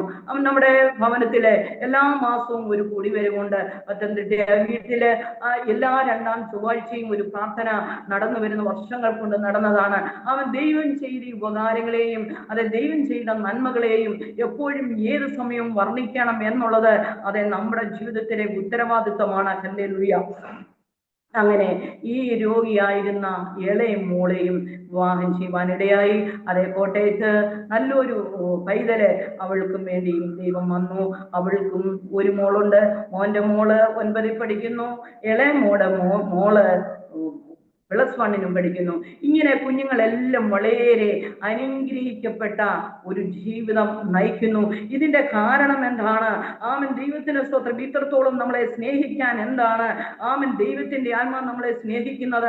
ആമൻ ഇതൊക്കെയും എന്റെ കുഞ്ഞുങ്ങൾക്ക് ഓരോരുത്തർക്കും, അതേ മൂത്ത മകള് തുടങ്ങി ഇളയ പൈതലിന് വരെയും എന്നും ഏത് സമയവും എന്റെ കുഞ്ഞുങ്ങളെ ആൺമക്കള്, ആമൻ കൊച്ചുമക്കൾ ഇവരെയൊക്കെയും വിളിക്കുമ്പോൾ ഇവരോട് തിരുവചനം എപ്പോഴും സംസാരിപ്പാനും ഒക്കെ ദൈവം ഒരുക്കുന്നു. ഈ കുഞ്ഞുങ്ങൾക്ക് കേൾക്കുമ്പോൾ അതിനൊരു ഇടർച്ചയില്ലാതെ അവർ കേൾക്കുകയും അനുസരിക്കുകയും ചെയ്യുന്നത് കാണുമ്പോൾ എനിക്ക് വളരെ സന്തോഷമാണ്. ആമൻ ദൈവത്തിന് നന്ദിയോട് സ്തോത്രം. ഇതിൽ കൂടുതൽ എന്ത് പറയുവാന്? ഹല്ലേലൂയ. ആമൻ. അതുപോലെ ദൈവത്തിന് നന്ദിയോട് സ്തോത്രം. ആമൻ. ദൈവത്തിന്റെ സ്നേഹമല്ലാതെ, ദൈവത്തിന്റെ സന്തോഷമല്ലാതെ എന്ത് പങ്കുവെക്കുവാനിരിക്കുന്നു? ആമൻ. സുവിശേഷം, ആമൻ, യോഹന്നാന്റെ സുവിശേഷത്തില് അതേ 2-ാം അധ്യായത്തിൽ ആമൻ ദൈവത്തിന് സ്തോത്രം, അതേ 3-ാം നാളിൽ ഗലീലയിൽ കാനാവിലെ കല്യാണത്തിനെ കുറിച്ച് അവിടെ പറയുന്നു. അവിടെ മറി ഉണ്ടായിരുന്നു. ആമൻ. മറിയയ്ക്ക് അറിയാമായിരുന്നു അവിടുത്തെ അവസ്ഥ. അതേ മറിയയുടെ ബന്ധുവായിരുന്നു നമുക്കറിയത്തില്ല, നേരത്തെ ഉണ്ടായിരുന്നല്ലോ അവിടെ. എന്നാൽ യേശു ശിഷ്യന്മാർ വരുന്ന കണ്ടപ്പോൾ, അതേ പഴയ വീഞ്ഞോ മറ്റോ ആയിരിക്കും തീർന്നു കാണുമെന്ന്, അതേ യേശുവിനോട് ശിഷ്യന്മാർ വരുന്ന കണ്ടപ്പോൾ മറിയ പറഞ്ഞു, ആമൻ, വീഞ്ഞ് തീർന്നു പോയി എന്ന്. അന്നേരം യേശു പറഞ്ഞു, എനിക്ക് എന്ത്? അവരുടെ യേശുവിന്റെ സമയം വന്നില്ല എന്ന് നന്നായി അറിയുന്നു. അതേ ഈ മറിയയ്ക്ക് അറിയാമായിരുന്നു. അന്ന് മറിയയുടെ അടുത്താണല്ലോ ചെന്ന് ആമൻ ദൂതൻ കാര്യങ്ങളെ പറഞ്ഞതൊക്കെയും ഇതൊക്കെയും മനസ്സിൽ സംഗ്രഹിച്ചു വെച്ച മറിയ ആമൻ പറയുവാനിടയായി. അതേ യേശു പറഞ്ഞാൽ അവിടെ കാര്യങ്ങൾ ചെയ്യും എന്ന് അറിയാമായിരുന്നു. എന്നിട്ട് മറിയ പറഞ്ഞു ശുശ്രൂഷക്കാരോട്, ആമൻ, യേശു എന്തെങ്കിലും കൽപ്പിക്കുന്നെങ്കിൽ നിങ്ങൾ അതങ്ങ് ചെയ്യുവീന് എന്ന് പറയുവാനിടയായി. ആമൻ. അങ്ങനെ തന്നെ ആമൻ യേശു പറഞ്ഞു, ആമൻ, യഹൂദന്മാർക്ക് ശുദ്ധീകരണത്തിന് വേണ്ടി ഒഴിഞ്ഞുകിടന്ന ആ 6 കൽപാത്രങ്ങൾ, 3 പറ വീതം കൊള്ളുന്ന ആ കൽപാത്രങ്ങളെടുത്ത് ശുശ്രൂഷക്കാരല്ലാതെ വേറെ ആരും അറിയുന്നില്ല. ശുശ്രൂഷക്കാരോട് പറഞ്ഞു, അതെ വെള്ളം കോരി നിറപ്പിന്ന്. വെള്ളം കോരി അവർ വക്കോളം നിറച്ചു. അതെ ഇത് കൊണ്ടുപോയി കൊടുപ്പിന്ന് പറഞ്ഞു. അത് കൊണ്ടുപോയി കൊടുത്തു. അത് കോരിയ ശുശ്രൂഷക്കാരല്ലാതെ വേറെ ആരും അറിഞ്ഞിരുന്നില്ല. അത് എങ്ങനെയാണെന്നും എന്തുവാണെന്നും എവിടുന്നാണെന്നും ഒന്നും അറിഞ്ഞില്ല. എന്നാൽ നാടുവാഴി നോക്കിയപ്പോ എന്തോ ഒരു രുചിയാ അവിടെ പറയുന്നുണ്ട്. നമുക്കറിയാമല്ലോ. ആമൻ. ഇത്രയും നേരം ഇത് എവിടെ ഒളിച്ചു വെച്ചിരിക്കുമായിരുന്നു, ഇത് ആദ്യമാണല്ലോ കൊടുക്കേണ്ടത് എന്നൊക്കെ അവിടെ പറഞ്ഞ് മനസ്സിലാക്കുന്നു. പ്രിയപ്പെട്ടവരെ, നമുക്ക് മനസ്സിലാക്കാൻ കഴിയും. ആമൻ. ഇങ്ങനെ അനേക കൽപാത്രങ്ങൾ, അതെ അനേക കൽപാത്രങ്ങൾ, അതെ നമ്മളായിരിക്കുന്ന, നമ്മുടെ പ്രിയപ്പെട്ടവരായിരിക്കുന്ന അനേക കൽപാത്രങ്ങൾ ആമൻ അഴുക്കിലും വിഴുക്കിലും അതെ മാറിക്കിടക്കുന്ന അവസ്ഥ. ആമൻ. ഇതിനെ പ്രയോജനപ്പെടുത്തണമെങ്കിൽ ദൈവത്തിന്റെ പരിശുദ്ധമാവുന്ന യേശുദേവന് ആമൻ സ്തോത്രം, ഹല്ലേലൂയ, ഓരോ കൽപാത്രങ്ങളിലും അതെ വെള്ളം നിറപ്പിന്ന് ആമൻ വെള്ളം നിറയ്ക്കാൻ വേണ്ടിയിട്ട് ഇങ്ങനെ ആഹ്വാനം ചെയ്യുകയാണ്. ആമൻ. അങ്ങനെ ഇരുന്ന ഒരു കൽപാത്രത്തിലും എന്നെ നിറപ്പാനിടയായി. അതേ വെള്ളം നിറച്ച് അതെ വീഞ്ഞായി, അതെ പകർന്നു കൊടുപ്പാൻ, അതെ ആശ്വാസമായി, അതെ സമാധാനമായി, അതെ സന്തോഷമായി, അതെ മധുരമായി പകർന്നു കൊടുപ്പാൻ തക്കണം ദൈവത്തിന്റെ ആത്മാവ് എന്നെ ഉപയോഗിച്ചു കൊണ്ടിരിക്കുന്നു എന്ന് എനിക്ക് മനസ്സിലാകുന്നു. സ്തോത്രം. അതുപോലെ നമ്മൾ നോക്കിക്കേ പ്രിയപ്പെട്ടവരെ, ആമൻ. ദൈവത്തിന് നന്ദി. മർക്കോസിന്റെ സുവിശേഷം 11-ാം അധ്യായത്തിൽ നോക്കുമ്പോൾ ആമൻ യേശു ശിഷ്യന്മാരും കടന്നു പോകുമ്പോൾ, അതേ നിങ്ങൾ എതിരെയുള്ള ഗ്രാമത്തിലേക്ക് പോകുവിൻ, അവിടെ ഒരു കെട്ടിയിട്ട കഴുതക്കുട്ടിയെ കാണാമെന്ന് പറയുന്നു. ഹല്ലേലൂയ. ദൈവത്തിന് നന്ദിയോട് സ്തോത്രം. ആമൻ. ഹല്ലേലൂയ. ഇത് അനേക കഴുതക്കുട്ടികളെ ആമൻ ഇങ്ങനെ ബന്ധനത്തിലും കെട്ടുമുട്ടിലും ആമൻ ദൈവത്തിന് സ്തോത്രം ആരും കാണാതെയും അതേ ബന്ധനങ്ങളിലും ഒക്കെയും കെട്ടിയിട്ടിരിക്കുന്ന അവസ്ഥ.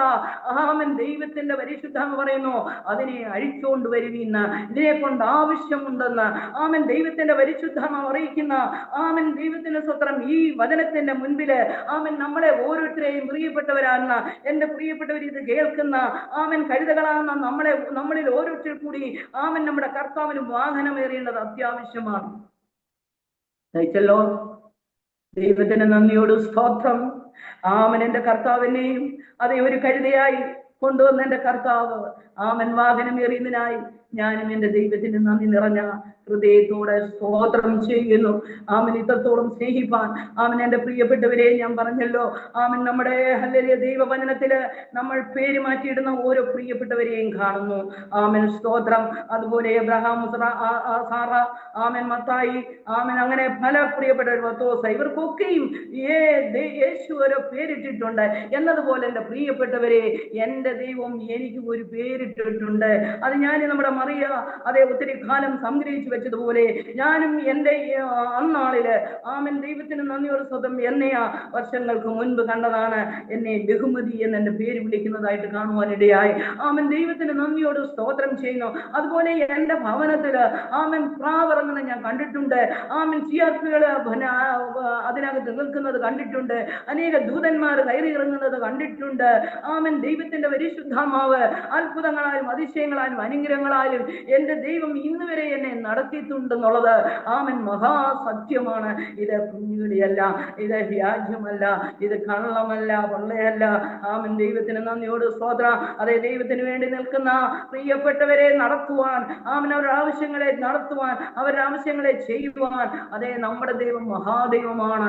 ആമൻ ദൈവത്തിന് പലപ്പോഴും ഓരോരുത്തർ ചോദിക്കും, നിന്റെ മക്കളെ ആര് കൊണ്ടുവന്നോ, അതേ നൂലെ കെട്ടി ഇറക്കുമോന്നും ഇങ്ങനെയൊക്കെ ചോദിക്കുന്ന സ്ഥാനത്ത് എന്റെ പ്രിയപ്പെട്ടവരെ എന്റെ രണ്ടു മക്കളെയും മൂത്ത രണ്ട് മക്കളെയും അതേ പണം കൊടുക്കാതെ എന്റെ കുഞ്ഞുങ്ങൾ കൊണ്ടുപോയി. എന്റെ നല്ല കുഞ്ഞുങ്ങളാണ് അവര്.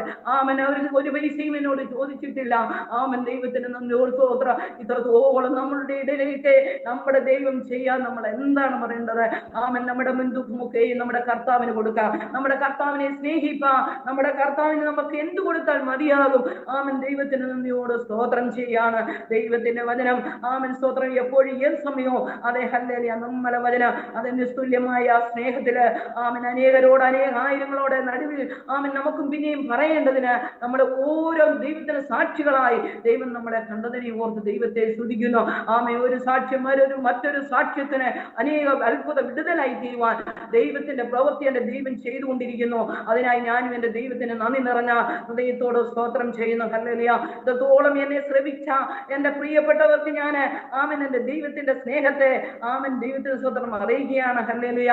അതെ വീണ്ടും ദൈവത്തിന് പ്രാർത്ഥനയുടെ ബന്ധത്തില് എന്നെ തന്നെ ഒരു പ്രാവശ്യം കൂടെ താഴ്ത്തട്ടെ. ആമൻ ഹല്ലേലൂയ, ഹല്ലേലൂയ, ഹല്ലേലൂയ.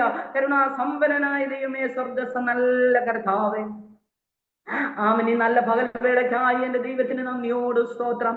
ആമൻ ഇത്രത്തോളം എന്റെ പ്രിയപ്പെട്ടുള്ള നടുവിൽ എന്റെ കർത്താവിനെ ഉയർത്തുവാൻ എന്റെ ദൈവവും എനിക്ക് ഒരുക്കി തന്ന മഹാദേവ്യം സ്നേഹത്തിനുമായി ദൈവത്തെ സ്തുതിക്കുന്നു. ഇതിന്റെ ഹല്ലേലൂയ. ആമൻ ഇതിനു വേണ്ടി ദൈവത്തിന് സംബന്ധപ്പെട്ട് ആമൻ അധ്വാനിക്കുന്ന ആമൻ ദൈവത്തിന് സ്വന്തം ആമൻ ഹല്ലേലൂയ കർത്താവിന്റെ ദാസനായി അതേ ഹല്ലേലൂയ ജിജിൻ വർഗീസിനോടുള്ള സ്നേഹത്തെയും അറിയുകയാണ്.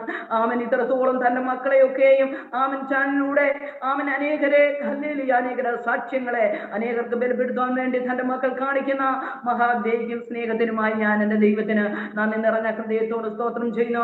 അതേ പിന്നെ ഇങ്ങനെയൊക്കെയുള്ള ഓരോ സംരംഭങ്ങളും ആമൻ നമുക്ക് ഒരുക്കി കിട്ടേണ്ടതിന്, അനേകർക്ക് ഒരുക്കി കിട്ടേണ്ടതിന് ആമൻ ദൈവത്തിന് നന്ദിയോട് സ്തോത്രം. എന്റെ ദൈവം ഒരുക്കുന്ന മഹാസ്നേഹത്തിനായി ദൈവത്തെ സ്തുതിക്കുന്നു. പിന്നെയും തന്റെ മക്കളുടെ ആമൻ ചാനൽ വർദ്ധിച്ചു വരട്ടെ എന്ന് ആഗ്രഹിക്കുകയാണ്, പ്രാർത്ഥിക്കുന്നു. പ്രാർത്ഥന കേട്ടതിനായി സ്തോത്രം.